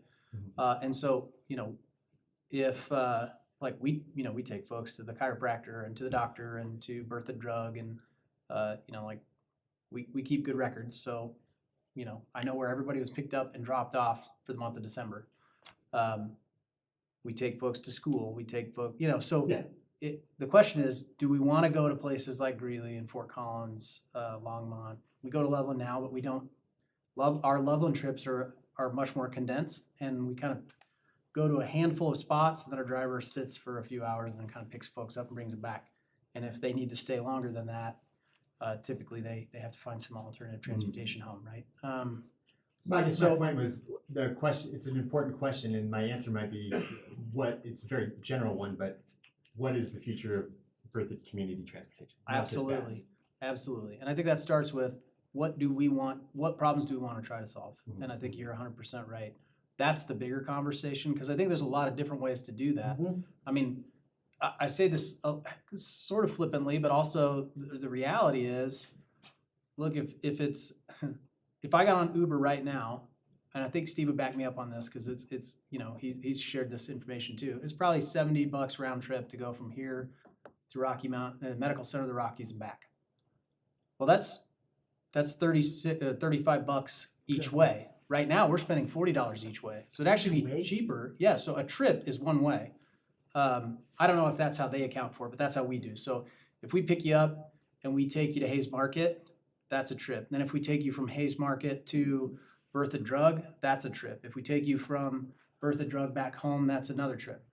And that makes sense, right? Because it's not always round trip. So you count trips based on where you drop somebody It off. makes sense until you say that it's $40 a trip, then it does not make sense. Then it becomes significantly different in cost, right? So we could literally, if somebody needed to go to Medical Center of the Rockies, they could probably be picked up in 15 or 20 minutes, not be scheduled tomorrow. We could issue them a voucher and it would cost us less money. As it is today. I'm not saying that's the best solution. I'm just saying that's one of a thousand. Yeah, 100%, right?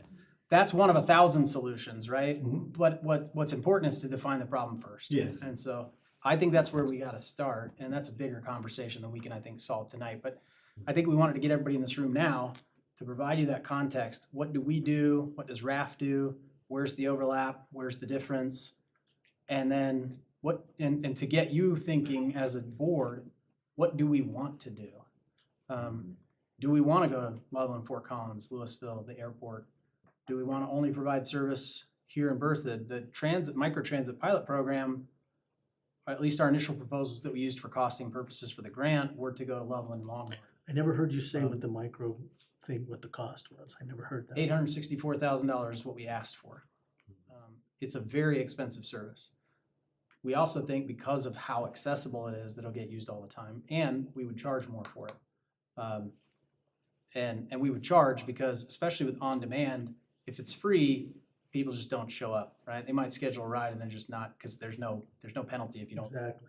So you want to have some buy-in, but we keep the cost much lower than Uber might be with a condensed service territory, and a condensed operating window.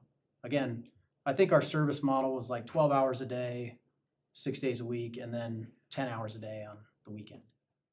And with service to Loveland and Longmont, and with operating, we wanted to have enough vehicles, which I think the minimum was like 5 in order to, based on their service model scenario, in order to get people within 15 minutes of them scheduling a ride. So that was kind of our operating criteria. We want to pick people up in 15 minutes from the time they schedule a ride and get them to where they want to go. That would require 5 vehicles operating at about Just one $90 an hour. Trustee Kurtz, can you move on that? Yeah, just a motion to extend the meeting. Is there a second? Second. All those in favor say aye. Aye. Any opposed?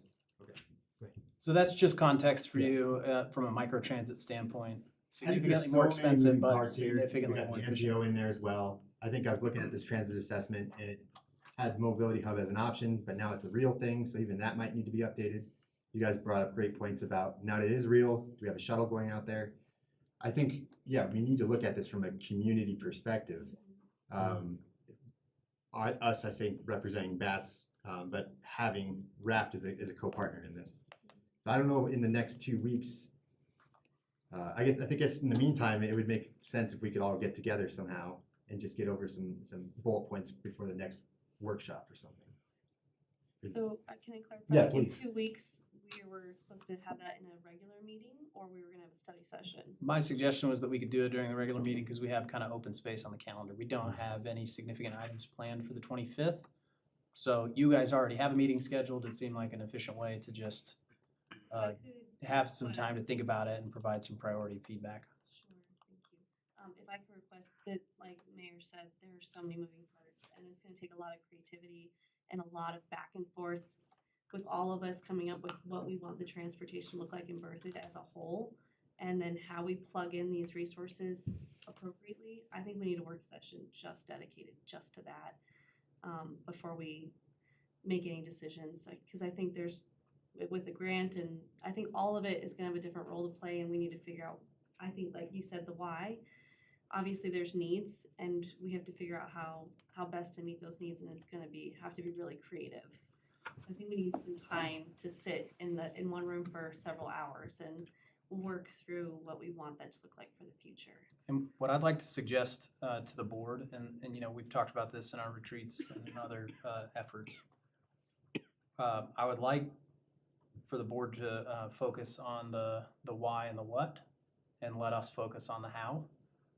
We don't need, and I don't mean this to be disrespectful, but we don't need 15 people in a room trying to develop service model scenarios. If you give us direction about what you want, and why you want the service to operate and what you want it to look like, we can sit down with our partners, including Raft, anybody else, and put together service model scenarios for you to then evaluate. We don't need to all get in a room and talk about how many buses we need and what hours they need to operate. Do we have hired drivers? Do we have contractors? Do we have volunteers? I mean, I think we can provide all that information to you if you can define to us what it is you want. So I think that just, if I could plug that, Sure. that I think is the best conversation to have at the board level. And then we can provide you with options for how we do that. Because again, I think it's just like anything, there's 1,000 ways to do this. Right, I think only getting into the operations, I 100% agree with you. I think Yeah. I think just making sure that Raft is kept as a co-partner in this. Sure. So not just another option, but since we have Raft, their connections to the community and being here tonight, I think that was kind of the goal, is us two working together. Is that correct? Yeah, I think I hear that from you as the board, yeah. Yeah, I guess my understanding, coming from you, Administrator Kirk, would be to, do more of a feedback session on the 25th where we're just aligning bullet points for you guys to tackle and go forth with. Is that I think correct? so, yeah, I mean, I think for me, it's a visioning exercise with some goals for transit. What do you want transit to look like? Who do we want to serve? When do we want to serve them generally? I mean, there's, again, even the context of like, Are we trying to get people to work? Are we trying to get people to the doctor? Are we trying to get people to the grocery store? Are we trying to get people to all of those things? Those all change the service model, right? Mm-hmm. And who? I mean, not everybody goes to work at 7 o'clock in the morning. Some people go to work at 7 o'clock at night. And so, you know, there's a million ways to tackle these problems. The question is, which ones, you know, what do we want to focus on, and where should that priority be? Because I think we can all generally say that between our two entities, we spend roughly $400,000 a year to provide service to about 200 people, maybe on a generous basis. And if we spent $865,000 a year or more, but we provided service to 3,000 people, maybe that's a better model. I don't know. But I think that's, you know, I don't think that the way that we're operating now is most efficient for both of us, both of our entities. And so, and some of that is because we have a lack of clarity about what we should be doing. Maybe that would be a good next step, was just for the board to send out a survey, a poll. I don't know Yep. what questions, I can't think off the top of my head right now, but what do you want to see with the future? We can take those results and then to our next meeting, share them ahead of time so you can see them too. I have a long list of questions that we've already kind of thought about. We can absolutely send a survey. I thought we'd use those to phrase the next discussion, but I think it would be even more efficient if we got some initial feedback from you about kind of what your priorities are as a board. That would probably make our next discussion a little more efficient. So we can definitely prepare and send out a survey too. Gather some of that feedback, and then we can share all those results on the 25th and talk about kind of what that means. Awesome. Great. Does that work for everyone? Yep. Director Conway, any last minute? No, that sounds great. I Okay. mean, we are totally looking forward to working with you guys, Sounds great. helping to solve some of these problems. Thank you. Awesome. Well, I just want to close by just the history going back, geez, to all probably diapers or beforehand, but just what an incredible thing, Ruth, you've created with Raft. Just being on the MPO and serving as chair for two years on that. Raft has been an example so many times. And Steve, you're in those mobility committees along with Brian. We are punching well above our weight class for our size. I just had Commissioner Stevens 2 weeks ago call me about how BAT started in their operation, because Wellington is looking at, you know, what opportunities, and we've been doing this for decades. You have, so I just wanted to thank you guys. So each one of these entities independently, in my opinion, is quite remarkable. To have a BAT system that was created for seniors back in the late 90s, it's just unheard of. And now we have a RAF system that's so far ahead of its time. It was created by Ruth because the town backed out on some services. Putting these two together, each individually is incredible. Putting them together is something super special in the state. So I just want to thank you guys for being here tonight and letting us know what you guys do. All the work you do, so thank you. All right, let's take a 5-minute break and then let's go on to our last agenda item. It's getting hot here. Just me?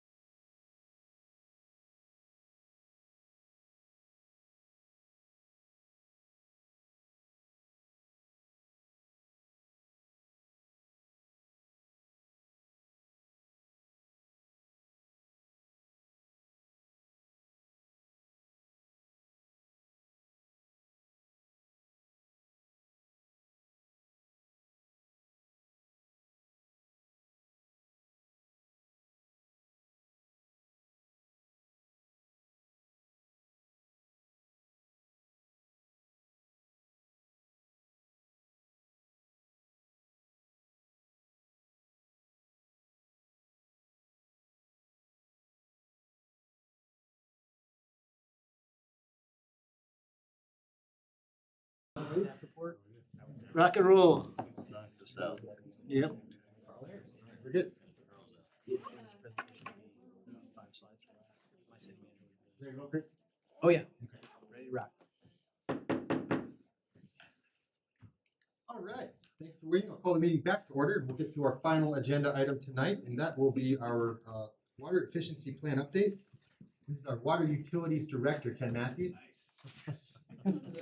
Nailed it. Took me 3 years. Thank you, Mayor, trustees. So briefly, what I'd like to do for you this evening is kind of introducing this project. The project started last year, but kind of walk you through what it is, and where we're at right now, and then what it looks like moving forward. So this basically is it's what we previously called the water conservation plan. Berthoud has a water conservation plan. I don't think it's valid anymore. It's well over 10 years old. But so this will be basically a complete rework of that effort that was done. Last year we brought Interra on board. That's a consulting firm specializing in this kind of stuff. Courtney Black is the lead. That's the project manager that supports us. First thing she did was help us write and secure a grant from the Colorado Water Conservation Board. The grant was $41,000. Total project cost is $71,000. We were into the project and we're on budget right now. So what have we done to date?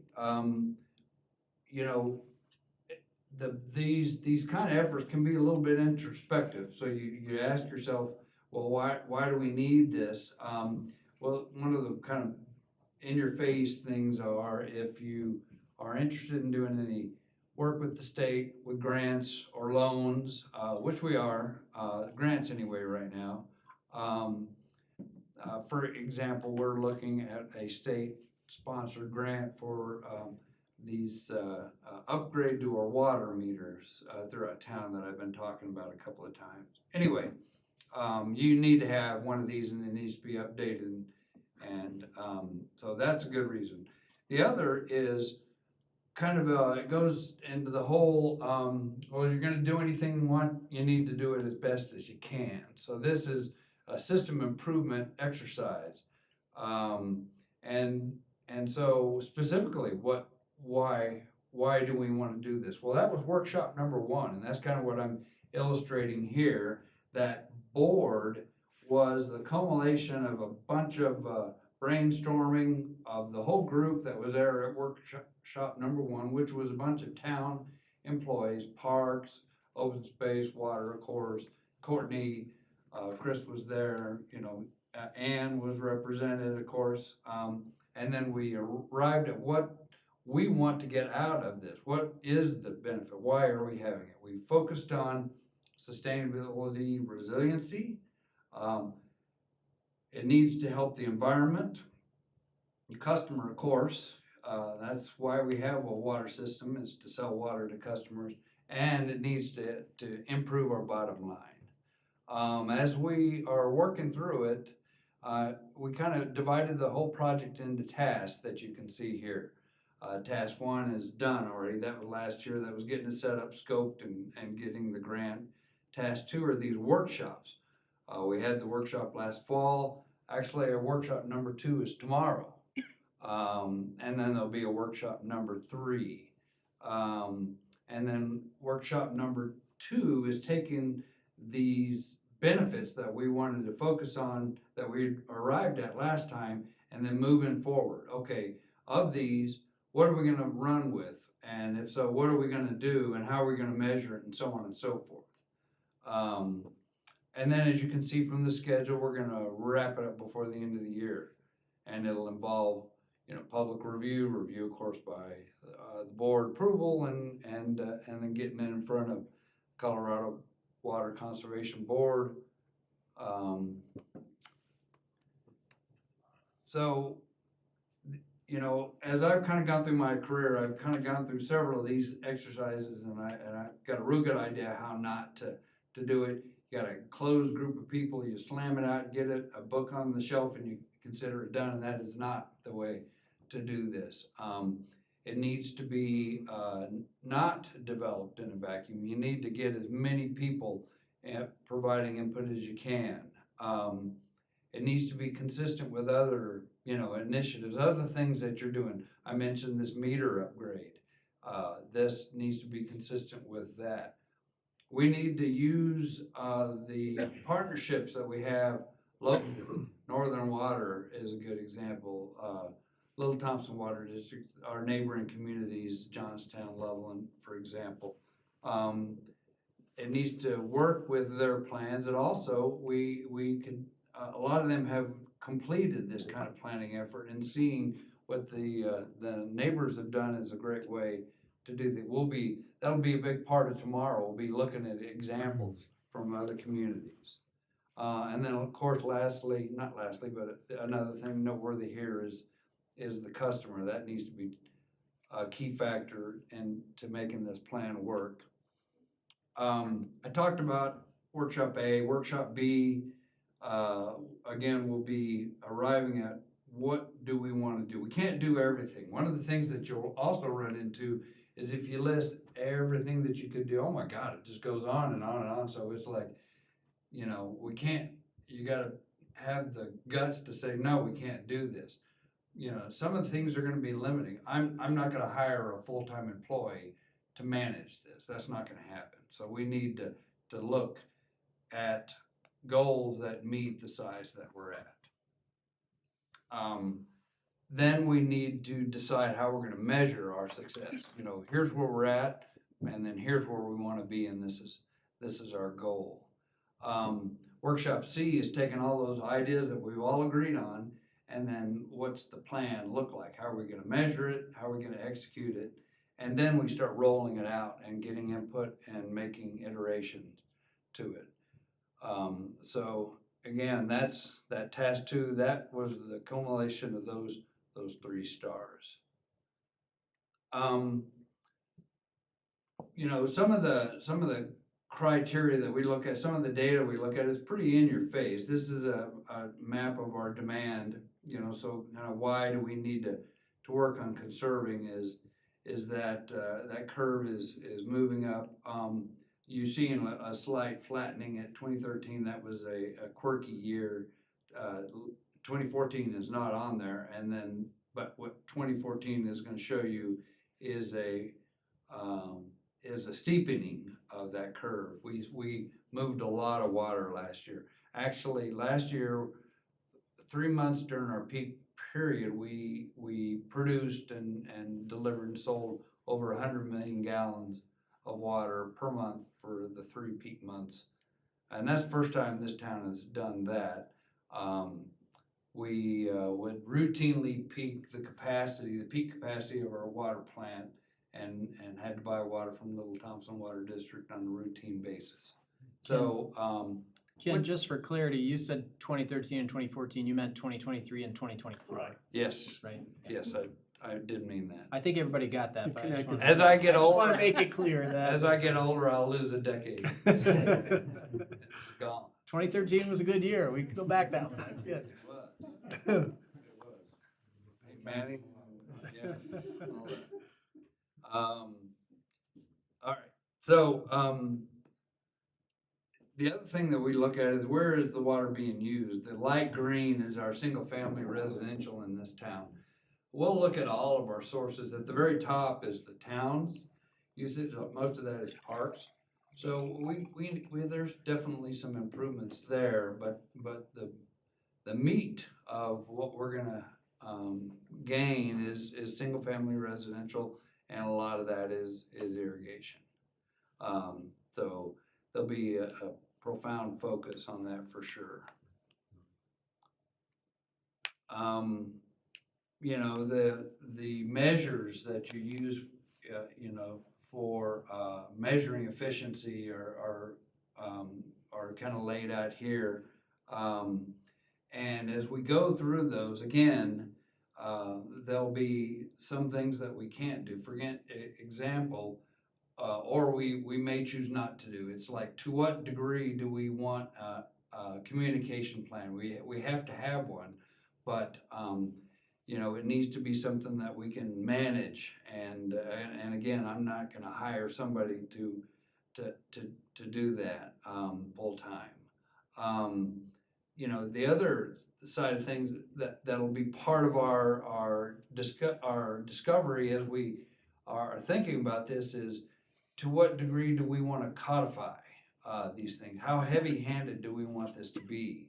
And that'll be where I'll need input from this team. Do I want to write codes that limit, or write codes that have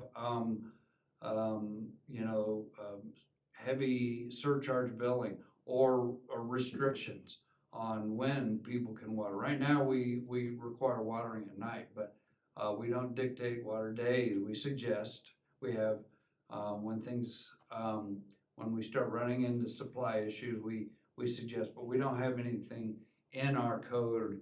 And do we want to get more heavy-handed with landscape requirements? Do we want to provide incentives? Do we want to pay to have some of the demand taken out so that the water rates are reduced? So there's cost effectiveness that can be shown for all those, but it may not be our thing. So we'll work through and sort through all those as part of this process. The process of working through it is pretty straightforward. You know, the assessment piece is what are the possibilities out there, and we pretty much have done that. I've worked with Courtney a couple of times getting ready for this workshop tomorrow, and she's just got this long list, and I was able to go through about a third of it, and it's just like, that's just not us. We're not going to do that. And so we were able to look at and find you know, fine tune that so that we can have a feasible workshop tomorrow. The identification side is, what are we doing now, and is it working? The qualitative screening is, you know, is basically, you know, you consider the items that we will arrive at in this workshop tomorrow, and then be able to qualitatively accept or reject. And it'll be a, you know, a yes/no process, and it'll that we'll be able to work through that. And then you have a short list, but you'll evaluate all those, but you'll only select you know, a few of those when it's all said and done. So that'll be actually, that last will be part of workshop 3. The date of workshop number 3 is, I got TBD there, but likely it'll be early April. We need to get through all this stuff, because then producing the report and the plan, and then the back and forth with customers and with the board and everything, that takes a long time. So I don't want to burn up too much of the year before we have this in a form that we can distribute. So that's kind of it in a nutshell. Any questions on that? So, I'm sorry, so this is initiated by the state, sounds like, and the state requires a water efficiency plan. They do, if it's not something you're required to do, but if you want to apply for state grants, then you gotta have it. Okay. And then the final workshop 3 to be determined, you want this done by the end of the year? Yes. Motion to extend the meeting to 2:15. Is there a second? All those in favor say aye. Any opposed? Okay. So I guess my question, one, why, I think this is wonderful. I always I don't want you to feel like I don't support this at all, but you know, if growth would pay for itself, why would we be in a situation where we would have to look at some cost cutting measures, right? So, not cost cutting, but if we were looking at having to alternate days and stuff, sure, we could blame some of that on climate change, but I think the other thing was, why can't we build capacity to keep up with the growth? Well, so this is less about, in my way of looking at it, it's not, that we're not doing this to keep up with growth. We're doing this to, be better stewards of this resource, is really the long and short of it. But by, and being better stewards of the environment and such, but by conserving water and using it more wisely. And a good example of that is something that I've just kind of gotten started on, and that is finding opportunities to irrigate with non-potable water. We're not necessarily conserving a gallon, but we certainly could be, but we're irrigating without spending all that money to treat it. So that is a big benefit. I mentioned the meters again, and so one of the things that you look at is where is excessive use occurring, and then let's focus on that specific customer in a positive manner, and a real-time meter that's recording data all the time and reporting to it. We can find that, and that's just good business. Instead of a slow leak that's occurring 365 days a year, we're going to stop that. And so there's these things out there that we can do, and we can reduce that gallon per capita use of this precious resource further. And yes, it'll help us as we brace for climate change, as we are improving our infrastructure for growth, but it's more, kind of a no-brainer, good business way of approaching things. I would see, like, environmentally or climate change wise, if we had a sod replacement program or something, or some kind of more restrictive code, if that water savings was going into storage allocation for the dry year or something, or future climate impacts. My concern is that that might not be the case, and we'll just be allocating that to more growth.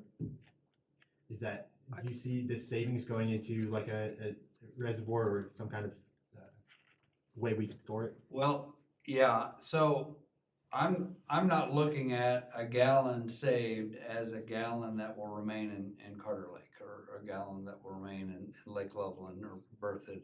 I'm looking at it as more of a gallon of water that I don't have to run through a filter and apply chemicals to and stuff like, and then that's a cost savings. That said, our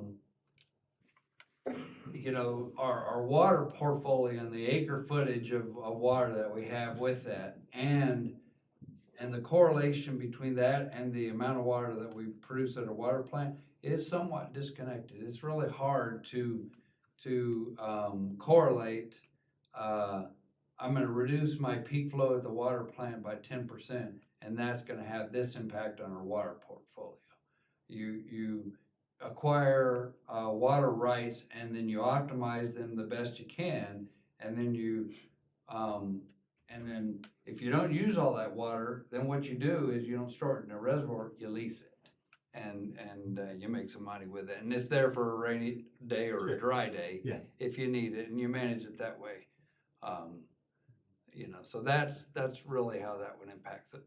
I don't know if that answered your question or not. I might just need to have a I think lunch to understand more. one thing that's important to remember about water efficiency, I think we think about water efficiency sometimes as a society as like, let's take grass out, let's put in rocks and cactus and that. That's, in general, I don't think that's what we're trying to do. Water efficient landscapes are always a good idea, I think, but that doesn't mean no sod, it doesn't mean no turf. I'll give you a specific example, but in the community I came from, in the midst of the drought, in California, is one of the worst droughts in California history at the time, but every drought is the worst drought in California history, I think, based on who talks about it.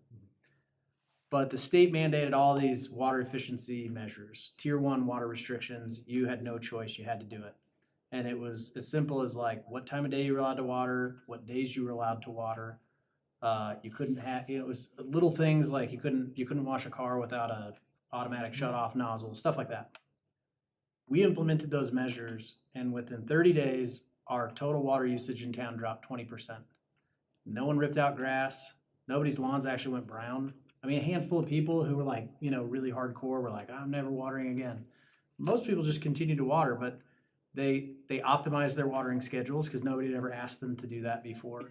They didn't just leave a hose running while they were washing the car. I mean, and when you aggregate that up, it ends up being a lot of water that gets wasted. And even, like what Ken was talking about.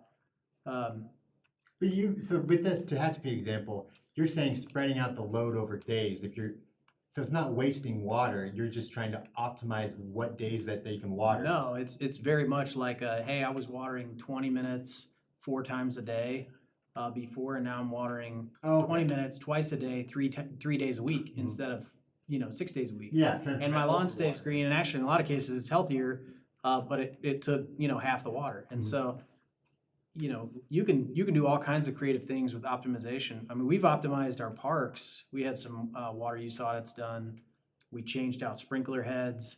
We modified irrigation times, and we've saved water in our parks pretty substantially. And I think we can all agree our parks are beautiful green. Yeah. So we're not restricting water. We're just using it more efficiently, and we're using it more intelligently. So we're not spending water on grass that it doesn't need, if that makes sense. Yeah. And so I think, ideally, that's the ideal situation. Everybody has automatic sprinkler timers, right? I just could not imagine people not with our cost of water, that you think there's a lot that. You'd be amazed. We had a highly punitive water rate structure in Tehachapi, similar to what we have here. So, once you hit a certain number of gallons per month, your cost per 1,000 gallons went up dramatically. And if people had the money and they wanted to have a green lawn and they wanted to water 6 days a week, they did. They didn't care. It's a little bit like when you go buy a car. Most people are like, I don't really care what the car costs. I just need how much it costs me per month. I can afford $550 a month. If that's over 3 years or 80, or 7 years, I don't really care as long as it's the car I want, right? And I feel like I can afford it. So people do the same thing with water. It's like, well, I want to have a big green lawn, and I can afford $400 a month, and so long as my bill's not more than that, I'll turn the tap on. I don't pay attention to costs. But like even locally, I have a meter that will alert me if my meter runs more than 3 gallons per hour at any given time, consistently. So it's looking for a decent sized leak. And so I'll get an email, and it's great that I identified a very significant leak that cost me a lot of money, and literally it was underground. I never saw it. It never surfaced. And it was literally just leaking underground, going who knows where. I think all those would be very well. All those are great water efficiency measures. I think anytime we can help out the customer by helping out with grants to sprinkler replacements or timers and Absolutely. stuff like that. Yeah. I just get worried when it comes down the other way, that it might look like, there's a very, very public perception that, that there's town birth, it's a lot of rooftops, right? And so Yeah. I worry that when we say, hey, now we're gonna restrict stuff, and it's like, well, we didn't do that in the past, but now we have more houses. I don't think it'll be like restriction on like forcing customers to do anything. I don't think we're at that place. I don't think we need to do that as a community, so I don't think we should.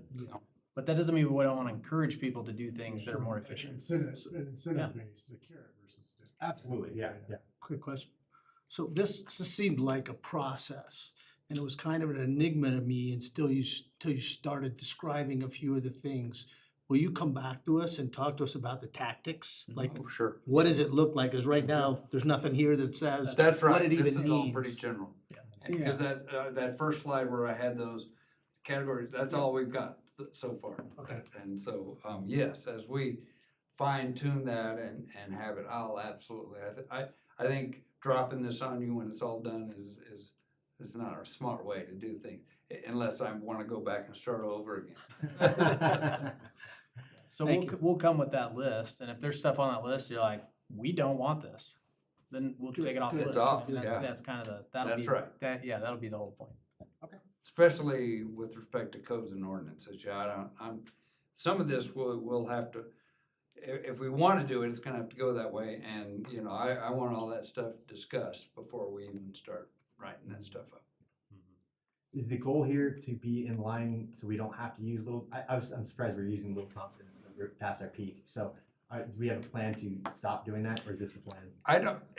The plan is to be self-sufficient. I don't want to be in a position where we are dependent on Little T.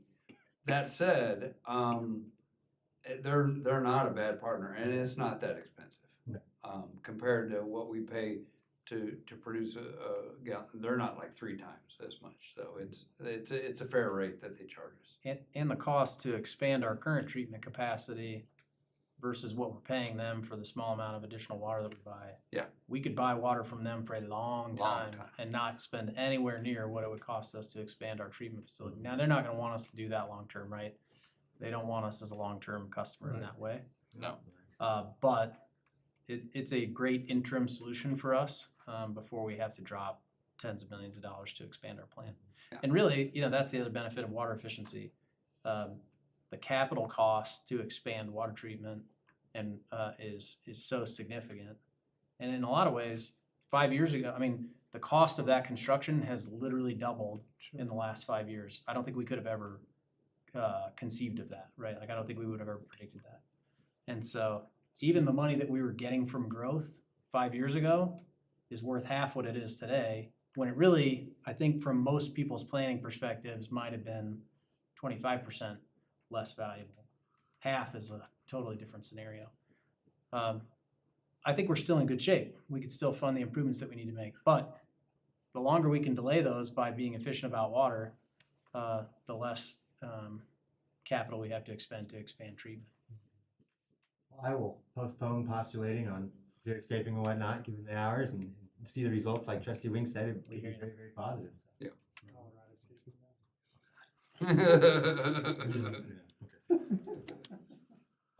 Any questions?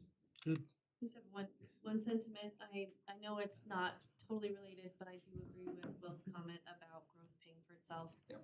And the perception that the community has that they have lost the community that they love and now they're paying extra so that the new people can live here. And so I think as a town, we need to really have that always in the back of our mind anytime we're implementing something. And I love the concept of incentivizing better use of water and having something in our mailers that says, steps to take that people can reduce the cost, and having the town, give vouchers or whatever it takes to get them to implement certain strategies with their landscaping or their water use, and have it be, that we're actually coming alongside them and making it viable for anyone, any homeowner in any financial situation to make, cost reductions for themselves and, benefit the planet. Yeah, we could do that. That's a little bit tricky because the economics start to flip on you if you get too aggressive with that, because you're paying somebody to use less water, which is less revenue. So now you're double dipping yourself. But that said, if your goal is to reduce per capita water use, then that is one of the ideas. Absolutely. Similar, like rewarding for turf removal, but not only that, helping provide the plants or something. So it's not this extra step. Maybe that's just me on the xeriscaping and trying to keep things beautiful again, giving them a good opportunity forward. Yeah. And then the other thing, my final thing would be just concrete ways this is environmental. Like you hear always this is an environmental thing to do, but how is this helping out the Colorado River? Right? If this is coming from Carter, the shares are already allocated. Is this going back to the river? Probably not. So to see that when this comes before us next would be. Yeah. Okay. Specifics on the environment. Yeah. We're all very environmental here, but sometimes I get worried, and I'm not going to say this is greenwashing, but sometimes got it. Similar things can get close, and I think there very are environmental things that can be done. Yeah. Okay. Good. Anything else? Thank you so much. You bet. Could put you in the beginning. All right, let's move on now to reports. We'll start out with Trustee Wing. None. Okay, Trustee Kurtz.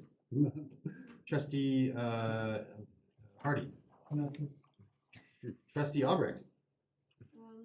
Youth Advisory Commission met and they're looking at doing their Northern Colorado kind of Youth Advisory Commission collaboration meeting with other commissions on, I think they were talking about May 9th.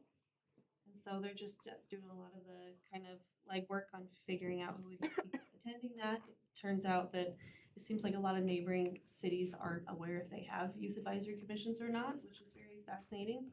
So it made me think that, Other staff that, okay. I think that we're ahead of the game with youth leading, you know, in the charge and being a part of our community the way they are. And so that was kind of eye-opening is this one, if they get this event off the ground, it's going to be the first event of its kind, probably in Colorado and definitely in our region. And so it might kind of start some cool fires in the other communities to get youth involved, which is neat. And then the only other thing is that I know I mentioned once before that I go back and think about the Arboretum and I have concerns, and especially when I think about sustainability, I still think that that project and that plan needs to be, I don't know where we're at with that. I know it'll be after pool talks and conversations, but I have concerns about that project, the scale of it, the cost of it, the water resources that are gonna be required. And then the big thing that stands out to me too recently that I just wanna say because it's not done yet, it's the last standing piece of farmland in the town of Berthoud on the main street where people can see and utilize. And especially as we are gonna develop Ludlow and things like that, doing anything to that piece of land on Wagner is gonna be, it's going to be the last truly open land within town limits. And so I just, if there's anything that I can do to put just a seed in your brain, that maybe we should preserve it and have more like true open space. I also think when people say they want open space, it doesn't mean they want constructed play activity space. Sometimes it means they just want land untouched that's still open and beautiful and natural. So Fair point. What, I how don't- far along are we on that plan? I mean, The please- construction drawings are pretty close to being done. Okay, now come back to us before bid, or? Mhm. Okay. So we hit that. I want you guys to just really think seriously about it because once it's done, it's done. Certainly, no, I think, at least from my perspective, we have differing opinions, but that's been on my mind for a while. I agree with you on that being an open spot, protections to ag too. And so the youth advisory, that summit, what was the date? It's May 9th, Okay. and I also forgot to tell you if anybody would like to have, they're kind of constructing the speakers and how that's gonna look.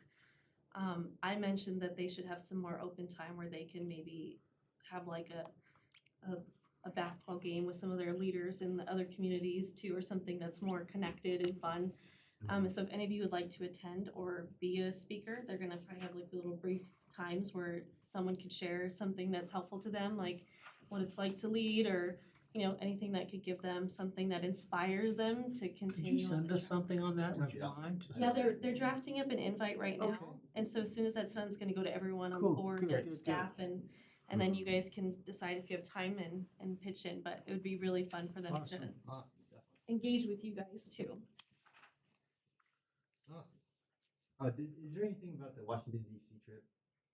Right now it's on hold, Okay. I think, because that seems like there's a lot of moving parts to that, so they want to focus on this event and then move on to that, so. Thank you. If it doesn't happen this year, then those funds will just, I think, go back to the town and then they can ask for them again the following year.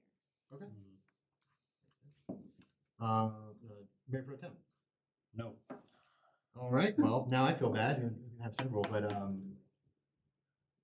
okay, I'll just boil it down to that resident, I forwarded an email from a resident that had some code update Yeah. recommendations. That's my bad, she sent it to me, I think on the 2nd or something, and I just caught it, so forwarded it off to you. And, she wanted to speak, and, it's, probably very little time for you guys all to read it with one day, so she wants to come before on Tuesday under public comment. I think that'll get pretty iffy, given what she's talking about, but maybe she'll find a way to steer clear of a pending development. Everything else, I can send through an email, I guess. Nothing really urgent. Staff? I'll just tell you one thing that I think is good news, and I'll send you some email updates about some other things. But we have to go through a regular rating process with Standard & Poor's for our COPs, and review our finances and update our rating. We expect to have our credit rating updated, or upgraded soon What from, is it? it's A plus now, which is kind of a medium, medium bond quality up to AA minus, which would put us in kind of the top tier for credit worthiness for municipalities. So it sounds like, it's because it's AA minus, it sounds worse than A plus. But the more A's you have, the better. So if you have Triple two A is the A's, highest, isn't triple A is the highest. Yep. But AA minus is a good That's rating for very us. So good. we're excited to see that upgrade since we issued COPs back in 2020. That's huge. Yeah, it's nice. Basically, what that means is the town is doing well financially. We have solid financial policies, Good budget. Thanks for your good leadership. conservative Yep. budgeting and debt management. So anyway, I think that's something we can all be proud of. That's what happened. Is that anything else? Nope, that was it. All right. Well, just real quick, do we, so we had a resident, Carrie Grimdish, that was on HPAC, went to a conference. Did we reimburse she got the hotel that everyone else was staying at? Is there a way to reimburse, or do we need to have like a board discussion on that? Felt like she paid $500 out of pocket, but she was totally there on behalf of us. We have, in the past, the town has covered reimbursement expenses for conferences related to commission or committee activities. Plus, she'll be working with Ann and she showed me some slides on what she learned, so I think if she gave a presentation, it kind of makes sense to reimburse. I think that's true. We do not have a policy for how we handle that, because it really hasn't happened much. Yeah, right. But we have done it in the past. I think we could do that this time. And then we could talk about, I know there's been a desire to have kind of a dedicated budget, and we need to talk about how that gets used by Yeah. committees. I think going forward, Christian would just book it for her, Yeah. and then we could avoid all this or something. And I would think that would generally be the case. Within the context of their committee budgets, we'd probably make that work. All right. Anything else? Okay. Have a great night, everyone. I'll go ahead and adjourn the meeting.